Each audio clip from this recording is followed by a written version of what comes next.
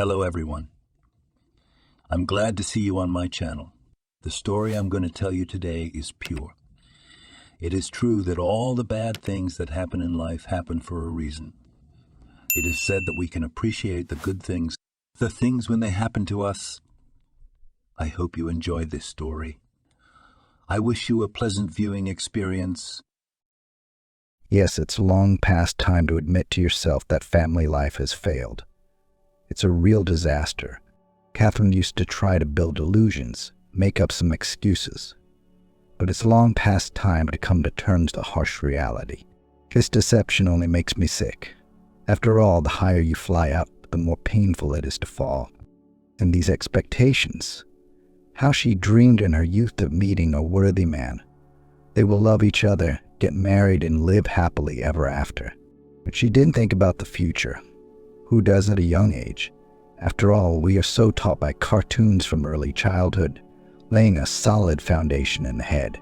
A wedding, followed by a happy ending. The expectation, of course, is that there will be no problems further on in life. After all, everything has already been overcome, all the hardships left far behind in the lonely and unhappy past. It would be nice if children were immediately prepared for the true state of affairs. That once a marriage is registered, everything is just beginning. There's a whole life ahead of them, and a whole life to be lived. How does a famous writer put it? Weak people overcome life, courageous people master it. Whatever it is, ahead is a huge space for maneuvers, successes, defeats, hardships, and victories. All this should be lived, feel every moment. And also, continued her philosophical reflections, Catherine, it would be necessary to warn in advance that you marry not one man. Together with him, you get a whole family. Who talks about that? Only parents who've had experience, who've been there.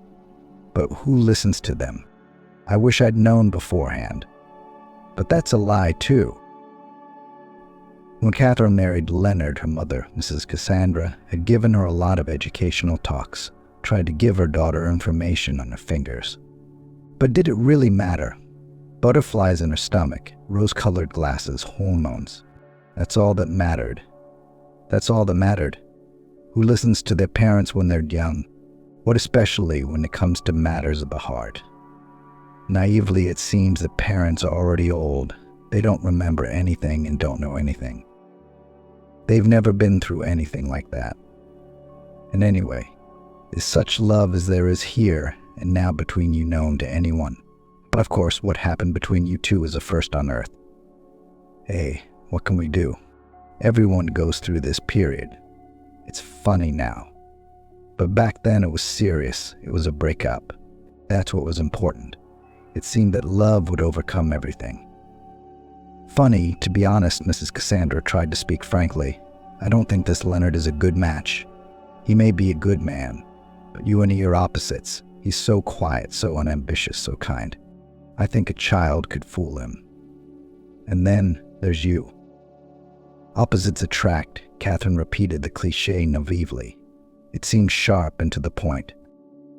Not always delicately tried to dialogue interlocutor, not responding to the daughter's outbursts. And something still need to converge. Dreams, aspirations, they should be common, you know. You will try to build a common future in marriage. And how, if it's different for each of you? You're so active in your career. You're even taking part-time classes at the Institute. Leonard's just going with the flow. That's not going to change. He just needs to find himself, Mom, Catherine persisted. It's all going to happen. You have to realize that men take longer to swing. I have faith in him. All right, let's say Mrs. Cassandra could hardly believe her daughter's words, but she could see it was useless to argue, especially since she had one more complaint in store for her potential son-in-law. Catherine, have you met your boyfriend's mom? Are you satisfied with this woman? Do you realize you're part of her family? What's the big deal? We are adults, we will build our own family. What do I care about his mother?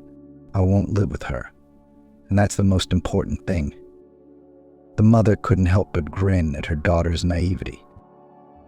Do you really not see how dependent Leonard is on Mrs. Sharon, or don't want to see? Mrs. Cassandra was genuinely surprised. The mother has the whole family under her thumb. One step to the left, one step to the right, and she's shot. She's a real megalomaniac. I barely made it through an hour of their company that night at the restaurant and hastily retreated, thinking of urgent business. I agree that she's a difficult person, authoritarian, maybe even autocratic. But that's not my problem, Catherine said. Exactly yours, her mother interrupted and began to lose patience. Okay, I can see that for now you're not going to accept the bitter truth of life. Catherine, you are an adult. I can't forbid you anything, of course. But mark my words, you're going to cry with a mother-in-law like that. Then Catherine, with her youthful infantilism, only snorted contemptuously. Of course she thought that her mother was mistaken, that everything would be different for her. Unfortunately, that's the way people are. They only learn from their mistakes. It doesn't hurt to see someone else's wounds. And so after almost 10 years of marriage, Catherine continues to bite her elbows. How self-righteous I was. I was a stupid fool. I should have listened to my mom. But now you have to work with what you've got. The woman was tasting all the delights of this marriage, which Mrs. Cassandra had shrewdly foreseen in advance. What does every girl dream of when she marries? To find a support, a reliable shoulder, a man behind whom she will be like behind a stone wall. In Catherine and Leonard's case, it was the opposite. They switched social roles.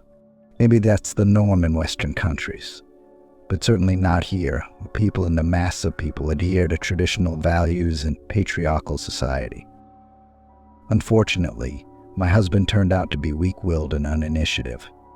Yes, it was noticeable in the beginning, but Catherine hoped that everything will change, that he will grow up, take responsibility, will act actively. But Leonard is a mama's boy, who is accustomed from early childhood to listen to his mother and follow orders. He's not used to turning his own head. Now, having acquired a wife, the unhappy grown-up boy tossed between Catherine and his mother, who to this day refused to let go of the reins of power. So once again reliving her quarrel with her husband, the woman shared with her best friend Vivienne. I just can't take it anymore. It's the same thing. Mum, bloody hell. I'm so sick of it. Can't you turn your own head on? Carefully choosing her words, Vivienne replied, That's true. But I thought it would smooth out over time, that he'd outgrow that childish affection. What's a mummy when you've got a wife? Oh, right. The famous major misconception of women is he'll change. The main misconception of men is she won't change. The interlocutor tried to diffuse the situation. And anyway, what could she say? Vivienne would have broken up with Leonard long ago, but she wouldn't give such advice for anything in her life. No. Let them sort it out themselves. There was no need for any more complaints. Funny and true, Catherine grinned sadly. I realize that I'm already boring you with my constant complaining about my marriage, but lately I've really been struggling somehow. Things happen. Everyone goes through difficult periods. You think so? My friend interjected hopefully. We've had these problems for a long time. I think that since you're not doing anything, you're counting on something. If it were intolerable, you'd solve the matter radically. So yes, there is truth in that, Catherine muttered thoughtfully. So I'm not ready to decide anything yet. So my boiling point hasn't come yet. Vivienne, on the other hand, was angry with herself. She had promised herself not to give advice, not to hint at anything. Interfering in a relationship would be the worst thing in the world. And now she'd fallen into the same trap again. It's extremely difficult to keep your mouth shut. Catherine continued. Our relationship with my husband was made very difficult by the fact that there was always a third bull. Mrs. Sharon, his mum, a real witch in fury, with whom it was impossible to find common ground. And how can one find a compromise when in this woman's view, There are only two opinions, hers and the wrong one. She maniacally wanted to follow her son, his life, his decisions, no freedom. Unfortunately, there was no separation. The bond was in place. What's more, her husband's older brother, Scott, was still constantly interfering in their family. Catherine was physically shuddering even at the sight of him, so disgusted was he with her. Leonard had been accustomed since childhood to the unquestioned authority of his mother and brother. But it was impossible to change that paradigm. How much effort had Catherine made, all in vain. But if you say so, yeah, I guess. And he no longer cares that he and Catherine have discussed everything and made a joint decision. Things had changed. You could stomp your feet, scream, and try to go back to the original plan. But Mrs. Sharon and Scott's authority had never been outweighed. They pressed the sore spots they knew so well, whispering in Leonard's ear. "We're your family, we're family men. You know that family is the most important thing in life. The wives come and go, but we're together forever. How could we want to hurt you? Think about it. We always act in your best interests." And already the husband, as if hypnotized, was repeating what his relatives advised him. How can this not be annoying and infuriating? A classic of the genre. Mother-in-law as from an old bearded anecdote. She's a bitch, with an evil older brother to back her up. How did I ever get involved with this family? So I've asked myself the same question every time, Catherine, but what's the use? Sprinkle ashes on my head. Of course, conflicts and quarrels often broke out, and here Leonard was held hostage to the situation. He was pulled like a rope. On one side of the barricade were Mrs. Sharon and Scott, on the other, his wife. And it would start. Stop meddling in our lives. We have a family, we're adults. Leonard's all grown up. When are you going to get over it? Catherine screamed. No matter how old he gets, he will always remain my son, and I will always worry about him. I know better what he needs, replied her mother-in-law. Don't you dare talk to my mother like that, Scott growled through gritted teeth. Be quiet. I'm Stoic Abbott. And so on and so on. What compromise? What common sense solutions? At first, in her naivety, Catherine had believed these tales, had thought that her mother and brother were worried about Leonard and wished him well. But the further this strange relationship lasted, the more noticeable it was. Mrs. Sharon and Scott stood on the guard of their interests and benefits. So when no one thought of Leonard, but only the husband did not notice it, or did not want to notice it, and he repeated over and over like an incantation. They're my own people, and they only want what's best for me.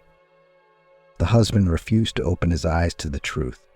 Did Leonard sometimes stand up for his wife? Sometimes tried to object. But unfortunately, the authority of his mother and brother was unshakable. One short glance was enough for a grown man to give up his intentions and quickly shut up. Yes, it was hard for him.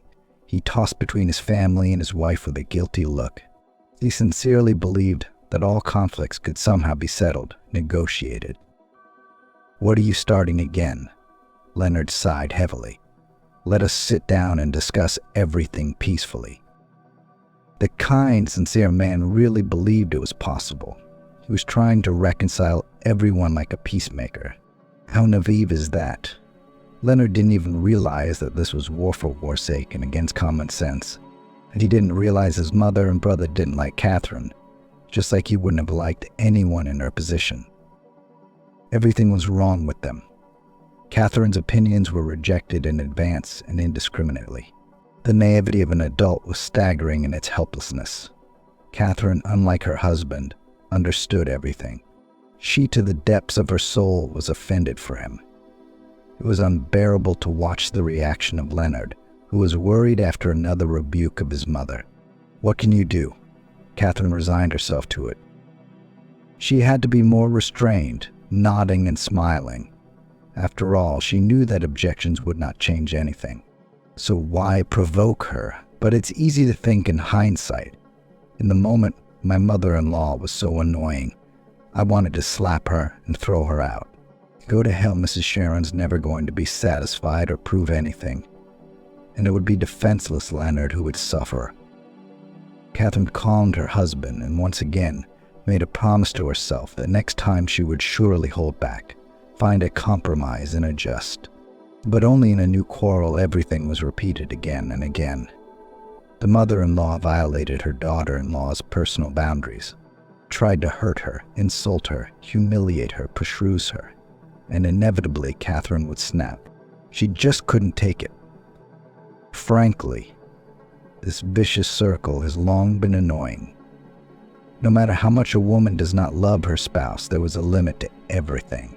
Catherine's nerves simply could not withstand such a race. Yes, she more and more often thought about divorce. Feelings for the spouse still remained, but his family, his damned relatives, and Leonard himself, his temper tipping the scales. Just as Mom had warned, the man was wimpy and weak-willed. On top of that, no initiative or ambition. And this is in contrast to the energy and lust for life itself Catherine. Husband sat on the couch, and especially not stressed, or worked at a dusty job as an ordinary manager without any chance of success and career advancement. The salary wasn't that great. What's there to hide? Leonard wasn't even self-sufficient on his salary. Catherine provided for the family. Yes, she worked day and night. It was a natural inclination, a desire to succeed, to be successful, independent. But in addition, there were objective needs. Who, if not her, will provide for the family? Didn't herself everything? Not interesting. Once again, the family scandal would begin. You're talking about money again, her spouse grabbed his head. But how much can we beat around the bush? How long can a grown man sit around and be satisfied with little? All right, let's leave the money out of it.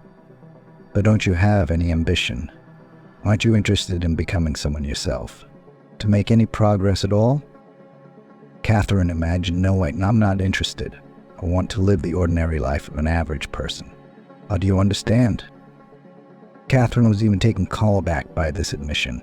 It was too much out of her worldview. For her, self-fulfillment in life was the goal. It seemed to be the same for everyone. Though now it turns out that her husband, her own man, has completely different attitudes and outlook on life than she does. What about me? The woman asked quietly.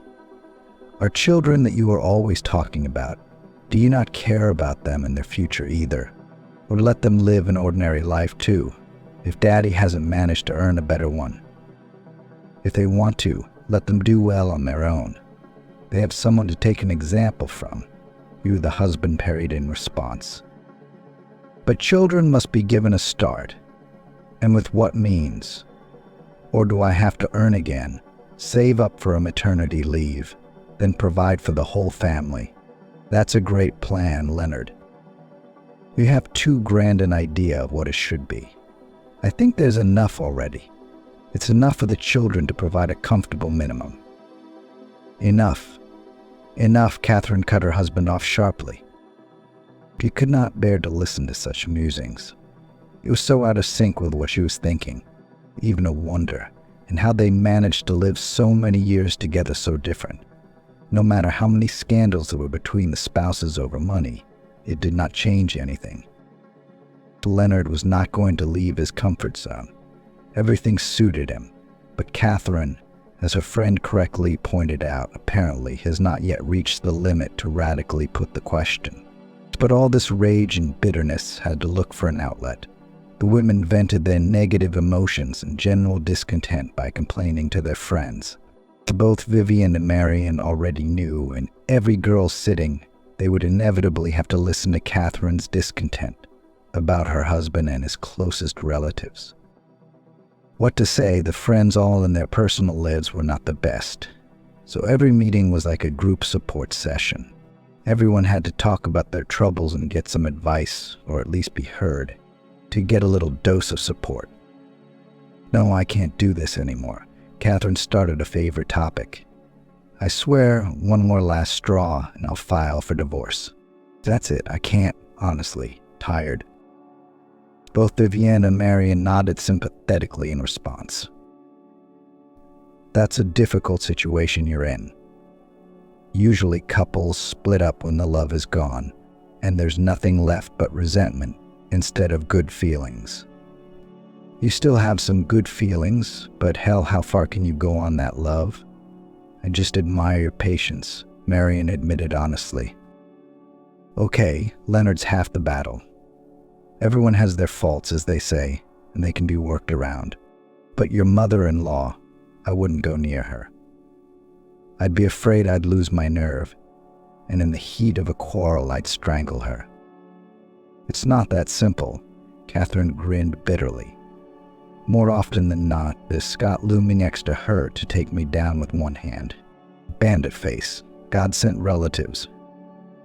Yeah, Vivian stretched out. You see him in the dark on the street and you'll have a heart attack. It's all over your face. And yet Marion changed the vector of the conversation. You have love. That's a lot. I do, but it's all through agony. Is it worth it? There are some things very cynical, but rational, common things to think about in advance. Catherine reasoned tiredly. I want to have a baby, after all, and I'm about to turn 32. You can't wait too long. When will Leonard grow up? And now there is no hope for him. What kind of father is he? He can't take care of himself. On top of that, Vivian thought, a child will bind you forever to your husband's family. They will be family to your baby and will remain so forever, no matter what happens. Divorce is not divorce, it will not matter. It's scary to even think about.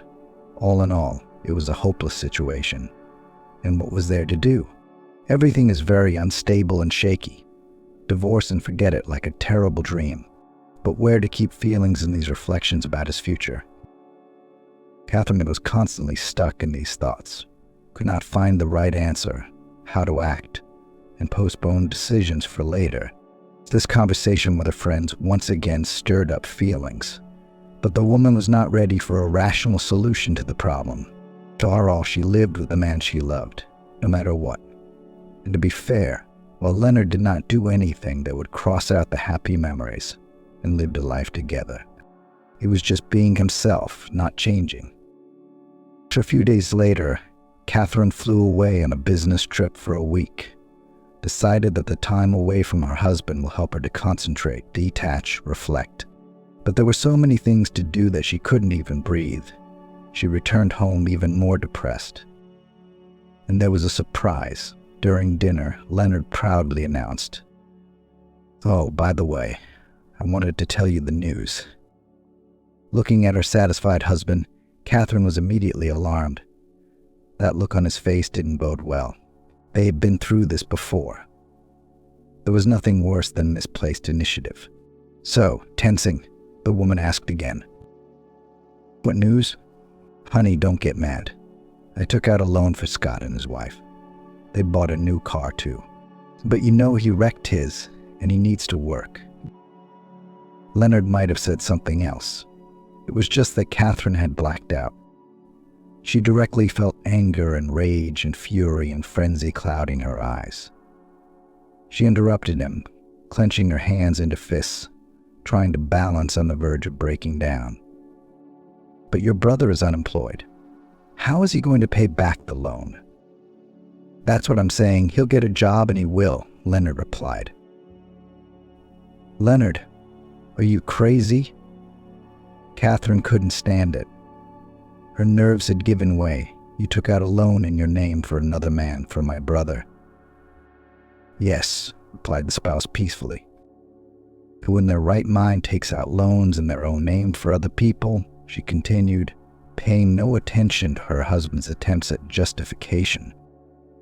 In Catherine's picture of the world, even a sibling was an outsider, especially one like Scott, especially in matters of money. It was noticeable how his joy and pride in himself and his deed had already waned. She was no longer smiling, but looking anxiously at his wife, who was getting more and more turned on. "What difference does it make? We'll have to pay it back. The bank doesn't care who spent the money. What matters is who took it." It didn't make sense to her. How could this be allowed to happen? to think of such an absurdity. It's a complete stupidity. Catherine simply could not contain herself.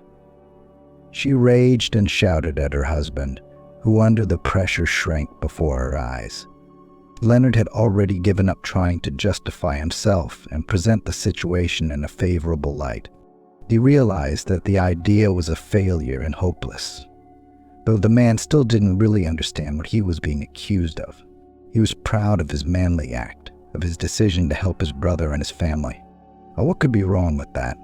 They are one family, after all. Mutual support and help is very important. Meanwhile, Catherine was beginning to feel dizzy. She realized her utter helplessness and powerlessness.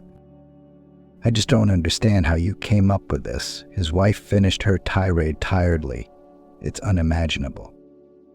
But Mom said I should help. After all, money is good in our family."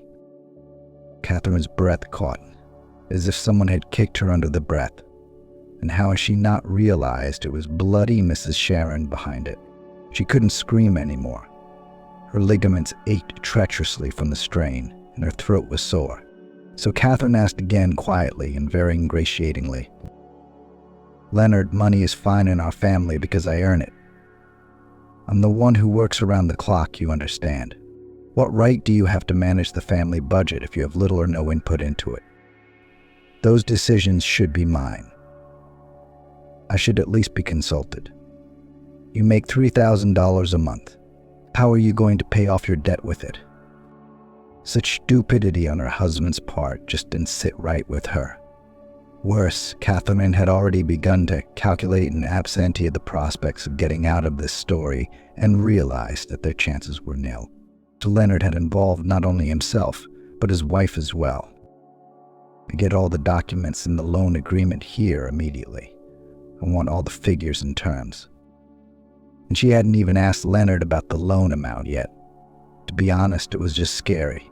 First, she had to exhale a little and calm down.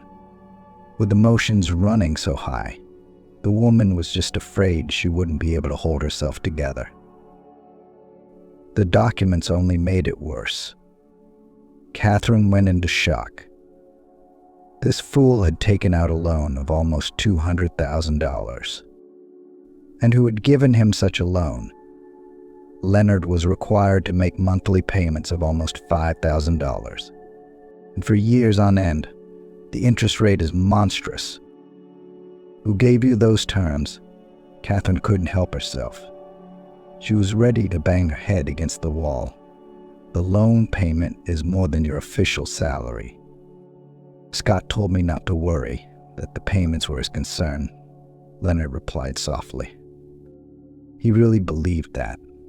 This naivety and simple-mindedness of his spouse was just confusing.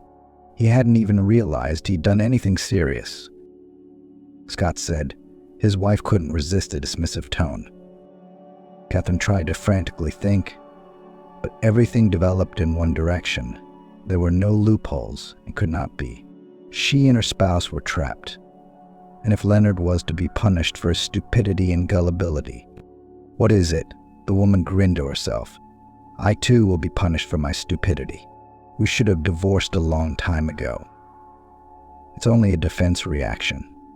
In reality, I wanted to weep. Nothing would help them. Leonard took out the loans in his own name, signed his name, and took the money. And what did the bank care what he did with it? I don't care if he gambled it away. The only answer is to pay it back according to the payment schedule, and Catherine's his partner. She's legally married to Leonard, so all of the liabilities will be split in half. There's no way to prove anything to the court. I don't care if Catherine's never even seen the money. It was all excuses and empty talk. And most of all, the woman pissed off that nasty mother-in-law, Mrs. Sharon, was able to get around her finger and humiliate her. The wretch had planned and calculated everything. She chose the time, persuaded the good, naive son, well worked behind his wife's back. Catherine was furious with Leonard, her mother-in-law, Scott, and herself, that she had made such an oversight and allowed herself to be cornered. Needless to say, the woman didn't believe for 1 second that her husband's brother would actually pay back the loan on his own. Why? He'd be paid off. Only Leonard could believe such a thing. His faith in people was discouraging. If it weren't for such dire consequences, it would even be admirable. Catherine had long ago lost her kindness and faith in the best. They were replaced by cynicism, calculation, and pragmatism, which in some is called life experience. It was pointless to keep shouting and getting angry at her husband. Everything had already happened. It was necessary to take herself in hand and act constructively. The first thing Catherine decided to do was to call Scott herself. She was still hoping for a miracle. Maybe Leonard was right. There's always hope for the best after all. Even when common sense doesn't believe in such an assumption. "Hello," Scott responded. Catherine tried to clear the air and began to calmly say that Leonard had shared that he had taken out a loan on his brother and wanted to clear up some details. "What?" The man rudely interrupted his sister-in-law. "I don't know what you're talking about." Damn it, how expected, Catherine thought to herself, but didn't give up. How Leonard took out a loan, gave you the money to buy a car. "Are you out of your mind?" Skillfully indignant older brother of the spouse. "What are you all, what, loan? So don't even dare drag me into any nonsense. I bought the car, but I didn't take a penny of money from Leonard." Not waiting for a reply, he simply switched off, demonstratively showing that the conversation was over and that he had made his position clear. So was it necessary to say that morally Catherine was preparing for this? The second point of the hopeless plan was to dial the number of her mother-in-law and try to talk to her. I mean, she had dragged her son into this. Maybe she'd stand up for him, talk to her eldest son. Though there was little hope of that, Mrs. Sharon loved the cattle much more. If she loved Leonard at all, to be frank, Catherine doubted it, given her experience with him. Her mother-in-law listened very carefully to her daughter-in-law's speech, and at the conclusion of the message she stated sternly, "Catherine, I have no idea what this is about. What loan? What are you talking about? The cattle bought a car." "Yes, he did. But I'm the one who gave him the funds, helped him through a difficult situation." "How so, Mrs. Sharon?" Catherine was taken aback. Still, she had expected some other answer from her mother-in-law. Such denial was hard to assume. Leonard says. "Listen," interrupted her mother-in-law. "But what does it matter what he says? I'm making it clear enough to you how things really were, though I don't have to account for it. I don't know what purpose the son is pursuing. He's probably taking out a loan and lying. He's just lying about his own brother. He won't tell me where he spent the money. Why is this our problem? It's your husband, your family. Sort it out." "It's not even serious," the sister-in-law couldn't stand it and shouted. Emotions ran high and it was getting harder and harder to keep herself in line. "You gave Scott money for a car. Where did you get so much? 200,000. Are you kidding me?" "I've been saving up, yeah. I've been denying myself a lot of things." "So what?" Mrs. Sharon got angry. "That's none of your business. You're not the taxman, sweetheart," cut off her mother-in-law, ending the conversation. Catherine was terribly mortified. It was all predictable, expected, but such a stab in the back from her own people. How will Leonard stand it? Cattle and Mum are everything to him. "You heard everything," the woman exhaled, turning to her husband. "And what do you say? But you believe me, don't you?" Tears of resentment came to Leonard's eyes. "You believe I took out a loan for Scott, gave every penny of the money to him? Well, you don't even have to doubt it. I believe that completely. But what's next? What's the next step? Your mum and brother made a laughing stock out of us, accused us of lying and screwed us out of a huge sum of money. What do we do about it?" The husband was silent. Actually, what could he say? He was so shocked and dumbfounded. This peaceful, loving, and naive man could not have imagined that everything would turn out so miserably. His world crumbled in an instant. Catherine was devastated herself, upset, but she wasn't going to push it. Of course, she was angry with her husband, but what was the use of shouting? We must at least try to get out of the situation with less loss. But how to do it was a big question. The night passed very restlessly and anxiously. The couple couldn't sleep. They hardly spoke to each other. Each of them was going through what had happened on his own. The wife was afraid to speak to Leonard. She didn't want to snap at him again and slip into accusations. It would only get in the way now, and it wouldn't help anyone. Leonard, on the other hand, is rethinking his whole life. Despite his guilt over what had happened, it was much harder on the man. What could be worse than being betrayed by his own mother? Early in the morning, having scoured all available sites on the internet, Catherine had already chosen a lawyer to whom she was going to consult. So maybe a knowledgeable person will be able to advise something, somehow help. But the terrible expectations of the woman only confirmed in the course of the conversation. Since Leonard withdrew the money and gave it to his brother in cash, it is almost impossible to prove the fact that the money was transferred, word against word.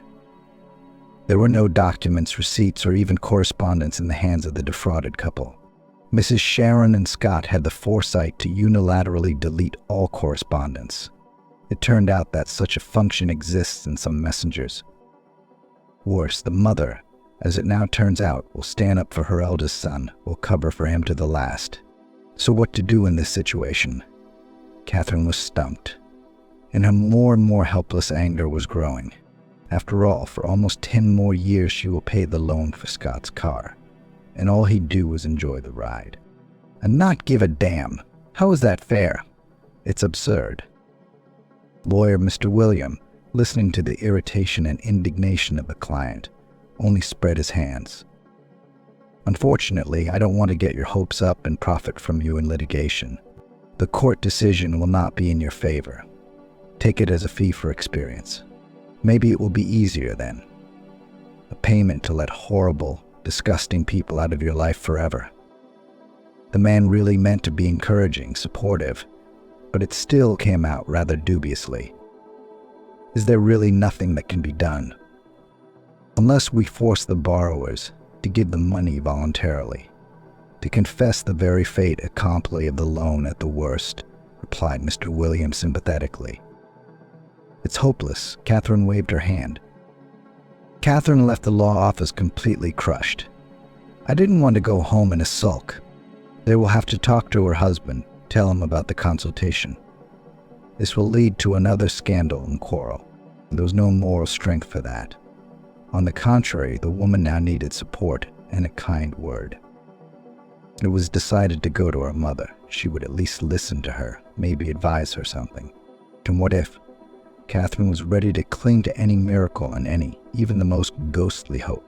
And of course, there were fears that her mother would be shocked, would shout and swear at her son-in-law. That was something she didn't want to happen. Still, Catherine wanted to protect her husband, but had acted foolishly, but honestly, relying on love and all the good that was in him. So we have been betrayed, trampled and humiliated, insulted in the best feelings. That's where the basic root of evil lies. After all, Leonard didn't take out the loan for his whims, not for a stranger. He believed in what he was doing. But surprisingly, Mrs. Cassandra ignored her daughters and Leonard's role in this epic. On the contrary, as an aggrieved woman, she sympathized with them intensely, swearing as much as she could at Mrs. Sharon and Scott. Honestly, I just can't imagine how anyone can be such moral freaks. It's awfully bad when con artists scam strangers. But here, this is a son, a sibling. How could you do this to a human being? Is your mother-in-law a witch like the world has never seen? Catherine smiled, trying to tone down the conversation a bit. I knew that before it happened. You tell me, do you have any advice? See some way out, assessing with sober outside eyes. What can I do? Mrs. Cassandra was genuinely surprised. I'm not a lawyer, not a solicitor, not an expert on such matters. Nor do I have any acquaintances in this field. How can I advise you? So lawyers haven't helped me either. I had to share the outcome of the legal consultation with my mother on top of everything else, to relay Mr. Williams' words. So there was a way out after all, Mrs. Cassandra pondered, asking them to return the money? Catherine grinned back. She was simply amazed at her mum's naivety. No better than her husband. Yeah, now everyone suddenly remembers their conscience and decides to take a head start. Why ask? To force. That's a more accurate word. But how? I don't know that, but every man can be pressed, especially if you know where to hit. Are you talking about violence now? Catherine was horrified. No moral beating, although violence can be left as a backup and last resort. I wouldn't rule it out. Scott so definitely deserves that approach, at least for educational purposes. Catherine looked embarrassed somehow. Oh, come on, no one here is a saint. And anyway, I think you're starting to forget that we're talking about yours, about something that was stolen from you. There was common sense in what Mum said, though the idea of physical action still frightened Catherine. Those were not her methods. But there was no need to dismiss anything right now. One had to stock up on options to solve the problem. When a tired Catherine finally arrived home, Leonard found her in the doorway. The man was clearly out of breath. I couldn't stand it and called my brother and Mum again. I wanted to ask their conscience. How could it be? Leonard couldn't calm down, couldn't find a place to be. And what? His wife asked rather out of politeness. She had already seen the look on Leonard's face, and so she wasn't counting on good news. We called Scott and just demanded my money back. Don't think I didn't bother to tell him you were the one who was unhappy, that you were the one demanding. And you know what he said? He answered so bluntly that he didn't take anything from me. Just like that. So you heard it yesterday. That's what he told me. Why are you surprised? I didn't believe then that he could say it straight out like that. After all, it's not true. Lying to your face. How can one do that? It can. And apparently, from the looks of it, it's easy and simple to do. And I also called my mum, the spouse reported with great sadness in his voice. He was completely shattered. She didn't even shout at me, claimed that I had taken a loan spent unknown. And now, to get out of it, started blaming my brother and shame on me. Catherine would have been glad to say something, somehow to support her husband on whom there was no face. But what was there to say? Insult the in-laws and complain? Geez, how come? Mom talked me into it for so long, got so excited when I handed the money to Scott from hand to hand, and they thanked me with glee. They assured me they'd pay for it themselves. Though Leonard was ready to cry with resentment and indignation, his wife still couldn't contain herself. Indeed, here they are, your own people, the ones you always sidelined me because of. After all, they're true family by blood. And how is it now? How does it feel? Well, they've repaid your love and loyalty in a worthy coin. Even though it was horrible and wrong, Catherine was tired of holding it in. After all, she was a living person, and was entitled to emotions and opinions too. I didn't realize. The man began to babble. I had no idea. They swore they would help give back. Said words of gratitude, how I helped. That's the way it always is. People forget good things quickly. As the lawyer told me, we paid for the experience. Expensive, of course, Catherine said. What are we going to do now? It's a disaster. Leonard only now seemed to finally come to terms with the situation and realize the magnitude of it. It's such a huge amount of money. It is, and we're going to have to pay it just like the lawyer told me. There's no other way out. We have no evidence on our hands. Of course, Mrs. Sharon and Scott will say they've never seen any money, and that will be the end of it. Catherine was being a bit facetious and not telling the whole truth. She did not yet know how much she could trust her husband. She didn't want to reveal all the cards. Leonard needed to think about it some more. Maybe she'd find a way out on her own. For now, pressing her husband's mother and his brother was not something she wanted to talk about. Hell knew how her husband would react. You could expect anything from him. The second night, which turned the world of the couple, was as disgusting as the previous one. Sleep did not go well, I had nightmares. Thoughts were swirling in my head, and my soul was heavy. I had to get into such a mess. What a stupidity. In the morning, Catherine crawled into the kitchen completely shattered. It was a good thing that thanks to her weekend job, she had some time off to use. Otherwise, it would have been another disaster. How to work like this? It's completely incomprehensible. The woman needed some time to accept the situation.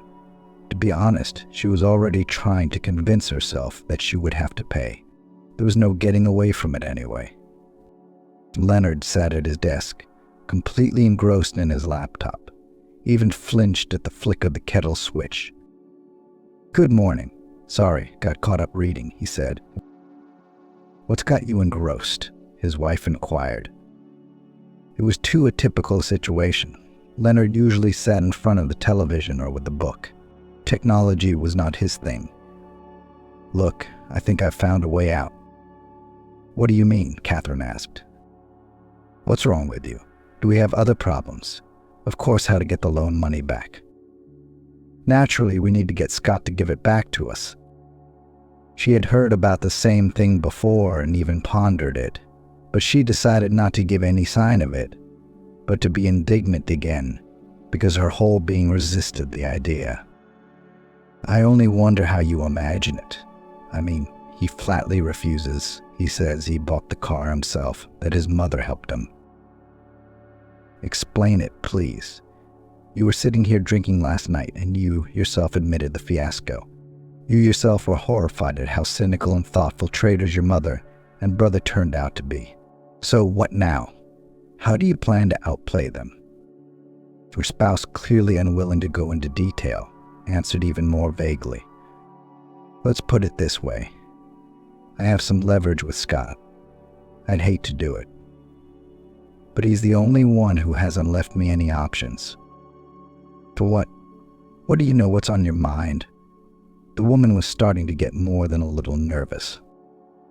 Of course she wanted to know the details of what he was up to. His past rash behavior was enough, but except that no matter how hard Catherine tried to get to the truth, to find out the details, Leonard stood his ground. "I don't want to talk about it. It's my business. I'll settle the matter, I promise." "I'm scared, Leonard. Stop it. And everything will be fine. You have my word." Only could such assurances reassure anyone. Her heart was out of place. Catherine knew perfectly well that her husband wasn't the kind of person who could make up his mind about anything. She should have trusted him, given him the reins and handed over the responsibility. That would be fine. It was exactly what the woman had wanted for a long time. But she knew Leonard like the back of her hand. What good would that do? Anyway, she didn't really expect this hopeless endeavor to succeed. Although it should be recognized that her husband, for the first time in his life, had somehow transformed, insisted on what he wanted, was confident and firm. What if? But I did not want to take his word for it. Catherine decided to wait for the results. Leonard went somewhere, refusing to give details. Already closing the door behind him, on the threshold he turned round to embrace his wife and kiss. "You'll see, my love. I'll solve everything. Himself brewed this mess myself, and I'll clean up the mess." Catherine understood that her husband was waiting for feedback from her, words of trust and support, but only to say nothing could not. She had mixed feelings. She did not want to deceive. Nevertheless, for her husband, Catherine was very worried, anxiously rushed around the flat and thought of what plan he could have. Nothing came into her head, and the tension was growing. After all, she knew about Scott's criminal record, which didn't add to the optimism. After only a few hours, her nerves were already strained to the breaking point. What was he thinking there? How much had Leonard been able to calculate all the risks, think everything through? Counterbalancing that was a new, incredible feeling. It was so unaccustomed to Leonard taking responsibility and letting him fix his own mistakes. He hadn't done that before. Unbelievable. It was nearing nightfall, and she hadn't heard from her husband. Catherine texted endlessly. She was afraid to call or write regular messages. What if he's out there, where it's better not to draw attention to himself? Catherine hoped that her spouse would finally look at the screen of the phone and answer at least something. On the clock it was 3, when the nerves were loosened to such an extent that the woman could not stand it and dialed the number. To no avail. The soulless robot reported that the called subscriber was temporarily unavailable. Anxiety and panic from such news only increased even more. What kind of sleep would there be in such a situation? Even though the previous 2 nights had been almost sleepless, there was no sleep in either eye. Her heart was pounding at a frantic pace, and her hands were shaking feverishly. The wife felt that something bad had happened. The subconscious mind was deliberately throwing up variants of events where each scenario was much worse than the previous one. Where to run? Who can help? Leonard was clearly in trouble, and she's sitting there just staring helplessly at the phone screen. It was almost 0700 hours. It was beginning to dawn outside the window when the phone rang. An unfamiliar number, but Catherine answered on the first ringtone. Hello, Catherine. I'm listening. And this is Senior Lieutenant Love calling about your husband, Leonard. Could you please come to Hospital 6? What happened to Leonard? The woman almost shouted. How is he? There's not much I can report at the moment, Catherine, the policeman replied, as calmly and discreetly as possible. Your husband is badly beaten and has been taken by ambulance to the hospital. There is an operation in progress now. I think I will know more by the time you arrive. Okay, I'll be there soon. Please try to take care of yourself. Move around as carefully as possible. It's best not to drive in this condition, the senior lieutenant instructed sympathetically. I'm sure you don't want any unnecessary problems right now. Getting to the hospital, the first thing Catherine rushed to the information window. Talking to the policeman and finding out what had happened could wait. It was necessary to find out what condition he was in. What was he in danger of being hurt? The nice nurse assured the wife. Your spouse is in intensive care. This is normal practice after surgery. Don't worry. We can't see him yet, but as soon as he's moved to his room, we'll let you know. Okay, thank you, Catherine murmured. Is anything clear about the injuries? How's his general condition? Condition is moderate to stable. At least that's that. Catherine calmed down a little, though she naturally realized that anything could have been lurking behind that dry statement of fact. Exhaling a little, the woman on cotton legs slowly began to move towards the bench. The strength left the unfortunate woman. This was how things were changing. So many events were happening every day. Shock after shock after shock. Her nervous system was literally on edge. The policeman approached on his own. He must have spotted a woman with a frightened and pale face. Hello, Catherine. She nodded. There was no strength for anything else. What the hell was politeness in a situation like this? I'm the one who called you, he said. Except that instead of telling the victim's wife something, the senior lieutenant was trying to elicit information from her, asking questions about where Leonard had gone. Did he have any conflicts with anyone? Maybe his behavior had changed recently. Catherine decided to keep her secret for now. At one point she was thinking of already saying about the family conflict, to tell that the spouse went to meet with his own brother. But something stopped her. She decided to hold her tongue. There was no telling what was going on. It was better to talk to the husband first, to clarify the situation. To interfere now, when a man lay unconscious, might be foolish and rash. So the wife waved her hands, saying he'd gone and disappeared. She has no further information, no further details. Where did Leonard go? He didn't report. What do you know? Catherine herself could not resist asking. Where was he found? Who called the ambulance? You have to understand, I'm going crazy with the unknown. Leonard was found unconscious in the street. Help was summoned by a passerby. The senior lieutenant seemed to realize that his wife was hiding something or not telling the truth, and in response he was very restrained and stingy with details. He said only what was not a secret and was known even in the ambulance directory. Catherine wondered even more. Everything was incomprehensible and unclear. She needed to have a word with her husband as soon as possible to find out what had happened. Now, to fuss and try to overtake events, it's expensive. There was no hurry. The wife was allowed into the ward only in the morning around 11. All this time, the unfortunate was engaged in self-abuse and trying to guess what really happened.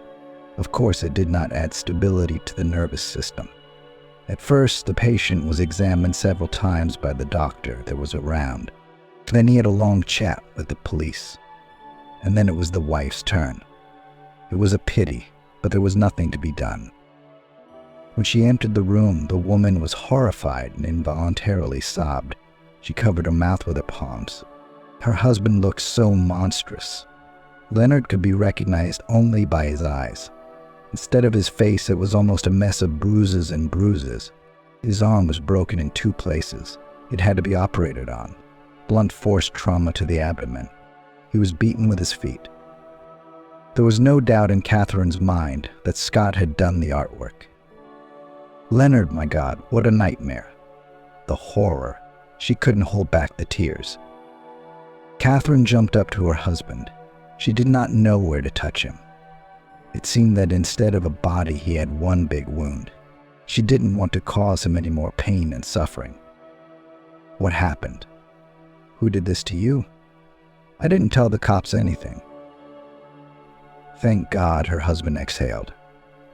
I knew you'd guess. Acted at my own risk. Gave my statement and hoped you'd realize it wasn't worth telling me anything yet. Explain, please, or I'm about to go completely insane. All I've done for the last half of the last 24 hours is try to solve riddles. And I can't take it anymore, the woman admitted honestly. Leonard slowly began his story. It was difficult to speak. He told her that a few months ago he'd accidentally learned from Scott's mate, with whom they'd been drinking together, that his brother had been stealing from his old job. So the mate didn't know. He reported the fact of the endless embezzlement. It was Leonard himself who guessed from the totality of the facts that it was his brother's doing. The cattle were lucky then. When they discovered that a huge sum of money was missing, they gradually suspected another employee. But they couldn't prove anything. They fired him quietly. But the chief then stomped his feet, tearing in metal, promised that if there was evidence would tear his legs out, and wrote a statement to the police. Gave the case a go. He said that such people should be taught. In fact, that's what Leonard threatened his brother with. He said he'd report him and tell on him. It wasn't just speculation. By this time, there were some facts that proved Scott's guilt. His brother didn't suspect that the younger one knew anything and was sniffing around. So he wasn't too concerned about conspiracy. And why didn't you report him for the crime right away then when you found out? The wife interrogated. Because he's my own brother. Because another conviction would have been fatal to him. Would have had to sit for a long time. Because it would break Mom's heart. Catherine understood. She herself did not know what she would have done in her husband's place. It is clear that you need to be a decent citizen, to live according to conscience. But here was a serious moral dilemma. This is not just a stranger. This is an older brother. That's exactly what happened. Stupid. You should have told me everything. Where did you go? Alone, without backup. I'm a man. After all, you haven't forgotten. I have to bear a responsibility to be able to take responsibility. Admittedly, these words, spoken with simplicity and without pathos, caused the woman great admiration. It was something new in the spouse's repertoire. And what in the end? Catherine interjected after a brief pause. What did you tell the policeman? Nothing. How? Said the wife indignantly. Are you out of your mind? Do you want to keep covering for your brother? Good heavens, Catherine. Said they seemed to believe me. Wait, what do you mean? I don't understand. Leonard, however, only smiled enigmatically in response. You'll find out soon enough. Wait, take your time. The next few hours were troublesome. I had to go to the shop, buy my husband everything he needed, feed him. Honestly, Catherine relied completely on her husband and thought of nothing but the immediate and utilitarian. About an hour and a half later, Mrs. Sharon burst into the room like a whirlwind. Her first question to her son, who looked terrible and badly hurt, was, I hope you haven't denounced your brother, you traitor. It became quite evident that the mother did not care about her youngest son's condition. She didn't care about him. All she cared about was keeping Scott out of harm's way. Such open defiance, and the way her mother-in-law didn't hide it, didn't even try, shocked even Catherine. But not Leonard. He spoke sternly and firmly. Not yet, but the further development of events depends only on you. The spouse had never seen Leonard speak to his mother like that before. There seemed to be a change in the man, a break in him, though should she have been surprised, given the events of the last few days. Even angelic patience had its limits. What do you mean? Mrs. Sharon asked in that sharp tone. She was still apparently living in the past. Thought the younger son would give up. Couldn't stand the disapproval of his mother and older brother for long. He'd give in and break down. But he wouldn't. Leonard made his demands in a stony tone. Not a single muscle on his face quivered. You're still asking? All right, I'll spell it out for the uncomprehending. If you and my brother don't give me back the $200,000 I handed you in the next 2 nights, I'll tell you about both the theft that Scott committed and the beating. I'm guessing, probably from the look of me, that it's at least medium bodily harm. You want to carry packages to jail and go on visits. Obviously, the mother-in-law wasn't prepared for such a question. She had hoped to butter up her youngest son, to somehow trick him again. But that was no longer an option. Mrs. Sharon even blushed. Not from shame, of course, but from rage and anger. And do you want to test it?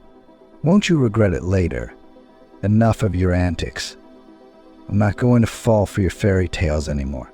After this loan situation, I've realized and rethought a lot of things. I have no more illusions. I'm not going to be fooled anymore. Is that understood? Both women opened their mouths in surprise. Leonard had changed right before their eyes. Neither his wife nor his mother recognized him. How could such a thing be possible? Such a dramatic change in a matter of days. And if the wife was ready to jump with happiness, Mrs. Sharon was visibly dejected when she realized that her card was beaten, that there was nothing to do. Sonny, how can it be? Don't ruin us, the mother squeezed out her tears. Are you serious? So it only made the man even angrier. I've said it all. You have 224 hours and the countdown has begun. There will be no money. I've outlined the consequences. Now the mother and her favorite son had no options left. They had to comply. They had driven themselves into a dead end with their actions. A day later at lunch, Catherine met with her mother-in-law in the park. She handed her the money, also in cash. Scott called his brother and asked angrily, pretentiously. Leonard had no intention of giving in to his brother as he had before. Their relationship had changed forever. When my wife deposits the money, closes the loans, gets the papers, then we'll talk. The older brother tried to start resenting him, pushing his own way through, but Leonard wasn't going to listen. There was no respect for his brother's authority or love for him. The evening, Catherine came to the hospital to her husband with a package of documents. She was glowing with joy and smiling. In 30 days, the account will be closed, and I'll need to get a statement. but I have a certificate in my hand that I have paid the full amount of the loan with the interest already accrued. She felt it was necessary to cheer her husband up and praise him. Look, to be honest, I didn't think it would work out. I repent and apologize for not believing in you. I was wrong. You're doing a great job. It's just too bad the price is so high. You've been seriously hurt. Oh, come on, Leonard interrupted her. You're still apologizing. I'm the one who should be apologizing to you. I'm the one who got us into this difficult situation and had a hard time finding a way out. It will be a lesson to me for the rest of my life. And as for my wounds, I paid for the experience, so to speak. Catherine was tormented by one question, but she didn't know how to approach it as gently as possible. She asked cautiously, "What's going to happen next? What are your plans? How will you communicate and keep in touch with your mother and brother?" Catherine was scared to death that her husband would forgive his relatives again, that this destructive communication would continue and spoil their lives, exhaust their nerves, drain the energy of both of them, and then it would be over. This marriage will end in divorce anyway, and all the efforts will go to waste. And the spouse just started working on himself, started to change. Leonard even changed his face when his wife asked him. "Communicate?" he asked in surprise and laughed. "I don't think they'll want to." The spouse continued to cheer. Catherine, on the other hand, understood nothing. She was just preparing to ask a clarifying question when she was interrupted. There was a knock on the door of the room, and then the familiar face of a police senior lieutenant appeared. "Good evening. We had an appointment," he said peacefully. "Lo, of course it's nothing. If my wife stays, I'm willing to testify. The situation has been cleared up, and I am now confident in my words." Catherine's eyes rounded at this statement, and she looked at Leonard with horror, but he only nodded his head, letting her know that everything was fine. Everything was as it was meant to be. For the next hour and a half, the woman sat on pins and needles, and from every word her husband said, she was more and more surprised. Catherine had never thought that this was his plan. Leonard calmly and clearly told everything as it really was, told the truth, how he met with his older brother, how he said that he knew that he had committed a theft and that he wanted to report it. In fact, that's why Scott had beaten him up. Naturally, not a word was said about money and credit. There was no mention of the fact that the victim did not testify in order to get the guilty party to repay the debt, which seemed fair. The policeman asked many clarifying questions and carefully recorded everything. Leonard gave all the details he knew. He answered fully and honestly. Catherine, meanwhile, could not find a place for herself. She was very worried. She generally supported her husband's decision. Scott was an immoral man and a criminal. He must be held responsible for what he had done. Mrs. Sharon didn't feel the least bit sorry for him either. More than anything else, Leonard's wife was worried about herself and her husband. What if this comes back on us? What if Scott or some of his cronies decide to take revenge? The main question was, is tiding any Wallace? Did Leonard think it through when he took this step? Did he have insurance? Confidence in their powers and the justice of the law are different things. They're being a little devious themselves right now when they cover up their stupidity and naivety. Also, things not quite legal, not punishable in this case, but questionable in terms of morality and truth. In general, Catherine was as if on pins and needles and waited impatiently for the policeman to leave. She needed to ask her husband questions in private. So the senior lieutenant left the room only after 2 hours of exhausting conversation, which seemed to her like an eternity. Left alone, Catherine immediately lashed out at her husband, still shocked by his action. "Leonard, are you sure we won't get hurt for this?" "For what?" As if the man didn't understand. "What are you talking about? The cattle have committed theft." "And why, you heard it all yourself. I reckon you've no doubt about it. Did he beat me up?" "Yes, he committed a felony." "Answer, I don't get the point of the question." "Damn, you're laughing at me. I'm asking about the money. What happens if the police find out about the money? The husband remained remarkably calm and looked more like a Buddhist monk from the outside. Well, sweetheart, what are you talking about? What money? Don't you get it? I have driven my mother and brother into the same trap they were preparing for you and me. You and I don't know anything. What credit? What money? What are we talking about? And Catherine seemed to be starting to get it. Wow, Leonard. Now it makes sense. I'm glad I managed to surprise you in a good way. You certainly have. Now the man continued, won't you confirm my words if it comes to that? There's no denying it.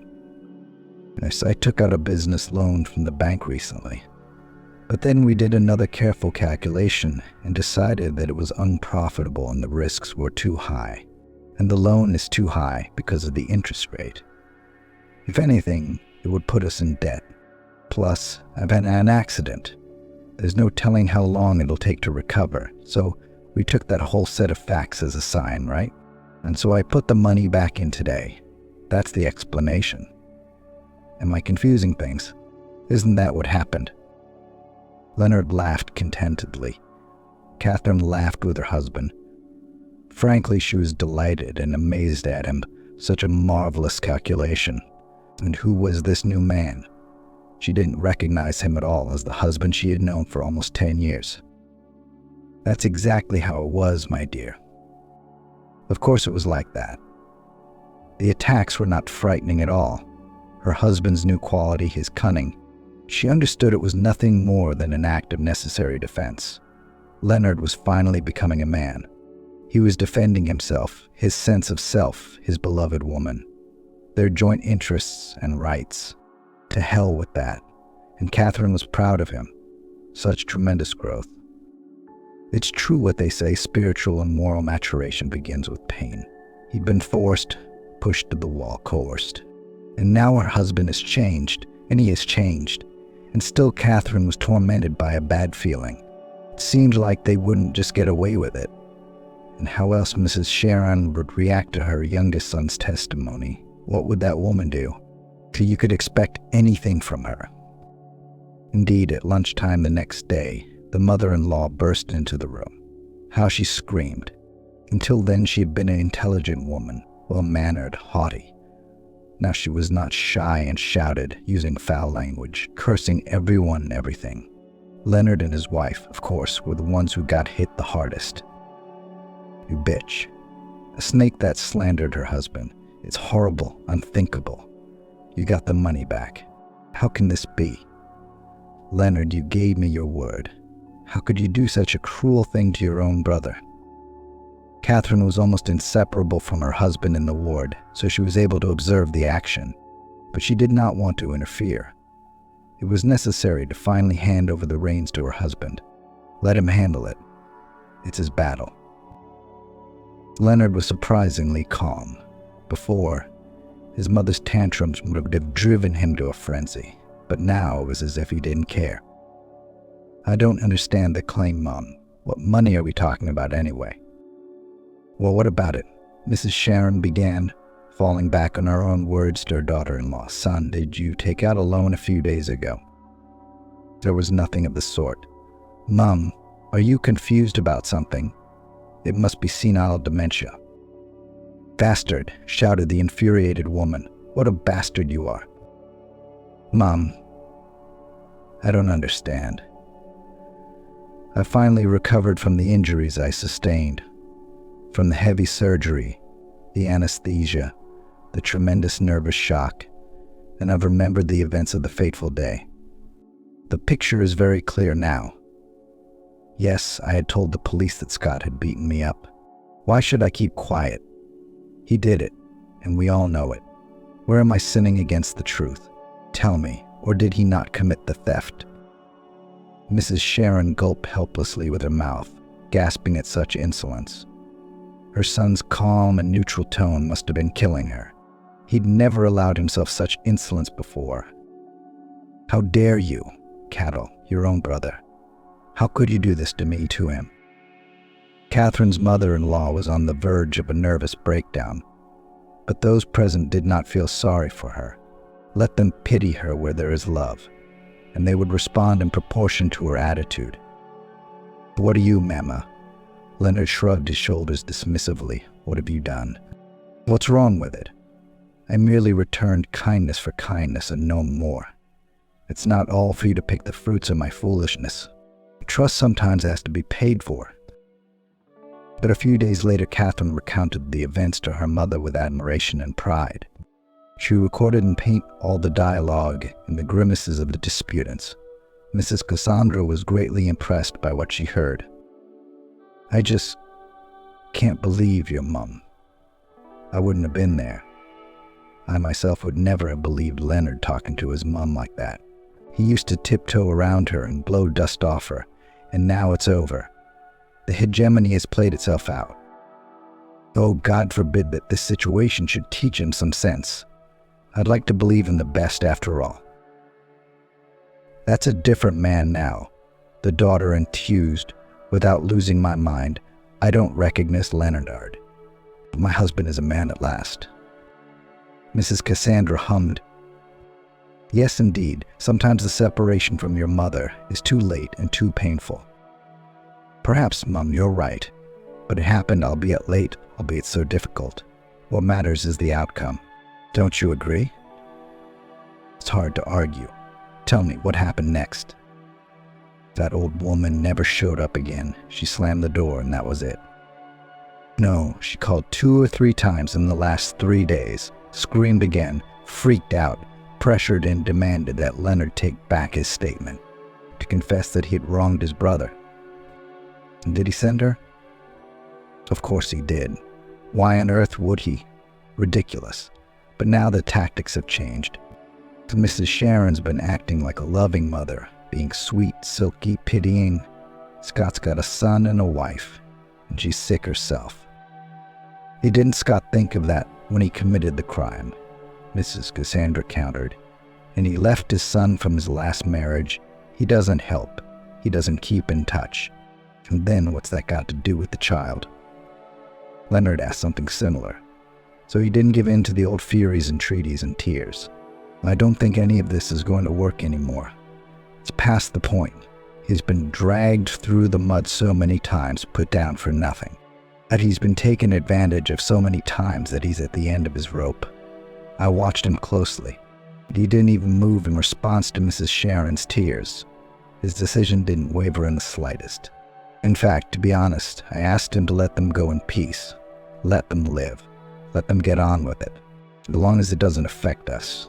But Leonard gave me a stern look and said, No way. Don't you have to teach them? I've put up with it for too long and let it all go, Catherine shared with her mom. And what can I say? Fair enough. Worthy of respect. Honestly, I never thought I'd use the word respect for your husband. But this work on himself, this growth, he's just admirable. Yeah, my daughter piped up. I still don't believe it myself. I'm afraid it's a dream. So I'll wake up and everything will be like it was before. No, it won't be like before. I guarantee it. This confusion lasted for 6 months, and all this time the nerves of the spouses were frayed. The inquest, the courts, it took a long time.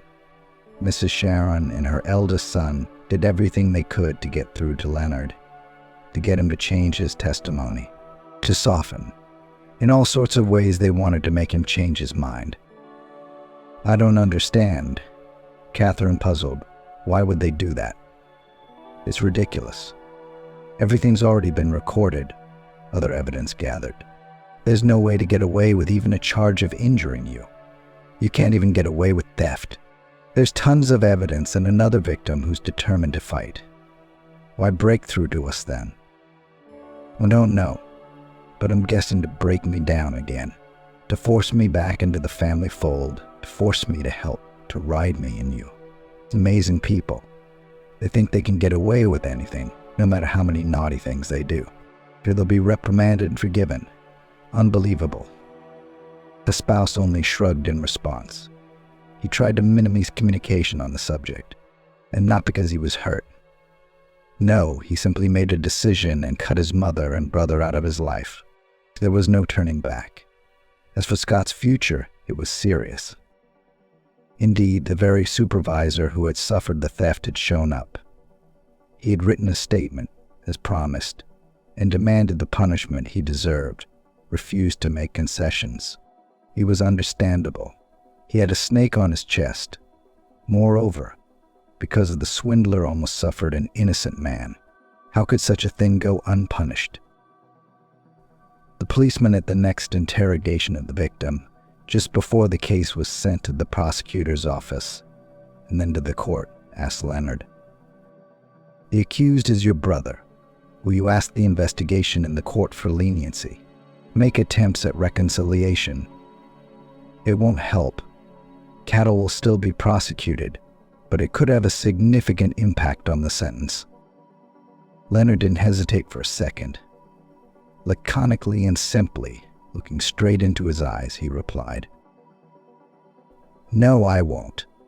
I am in favor of a just punishment. The cattle must answer for everything in full accordance with the law." That was the end of the matter. No matter how much Mrs. Sharon cried at the trial, no matter how much she begged for leniency, no matter how much she tried to pacify those present, it did not help. On the aggregate of the crimes committed, the court, taking into account the personality of the defendant and his characteristics, sentenced Scott to 8 years imprisonment. The mother sobbed and cursed the younger son. Did it offend Leonard? It did. He was ready for it. The man walked out of the courtroom satisfied, even though he was cursed.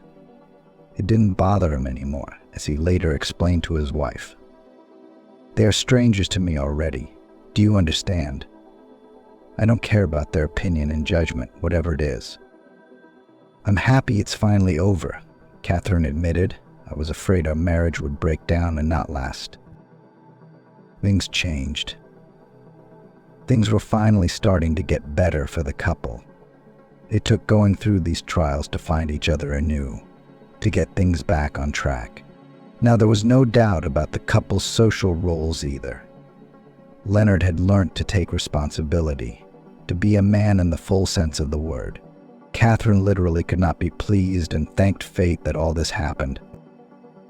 After all, as it turned out, all for the best, and do not believe after that in God and His providence. Very soon Catherine and Leonard will become parents.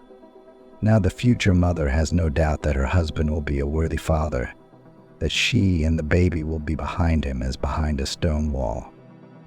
It's a bit of a pity that their son will never meet his relatives from his father's side, although with such relatives and enemies do not need. So probably everything is for the best here too.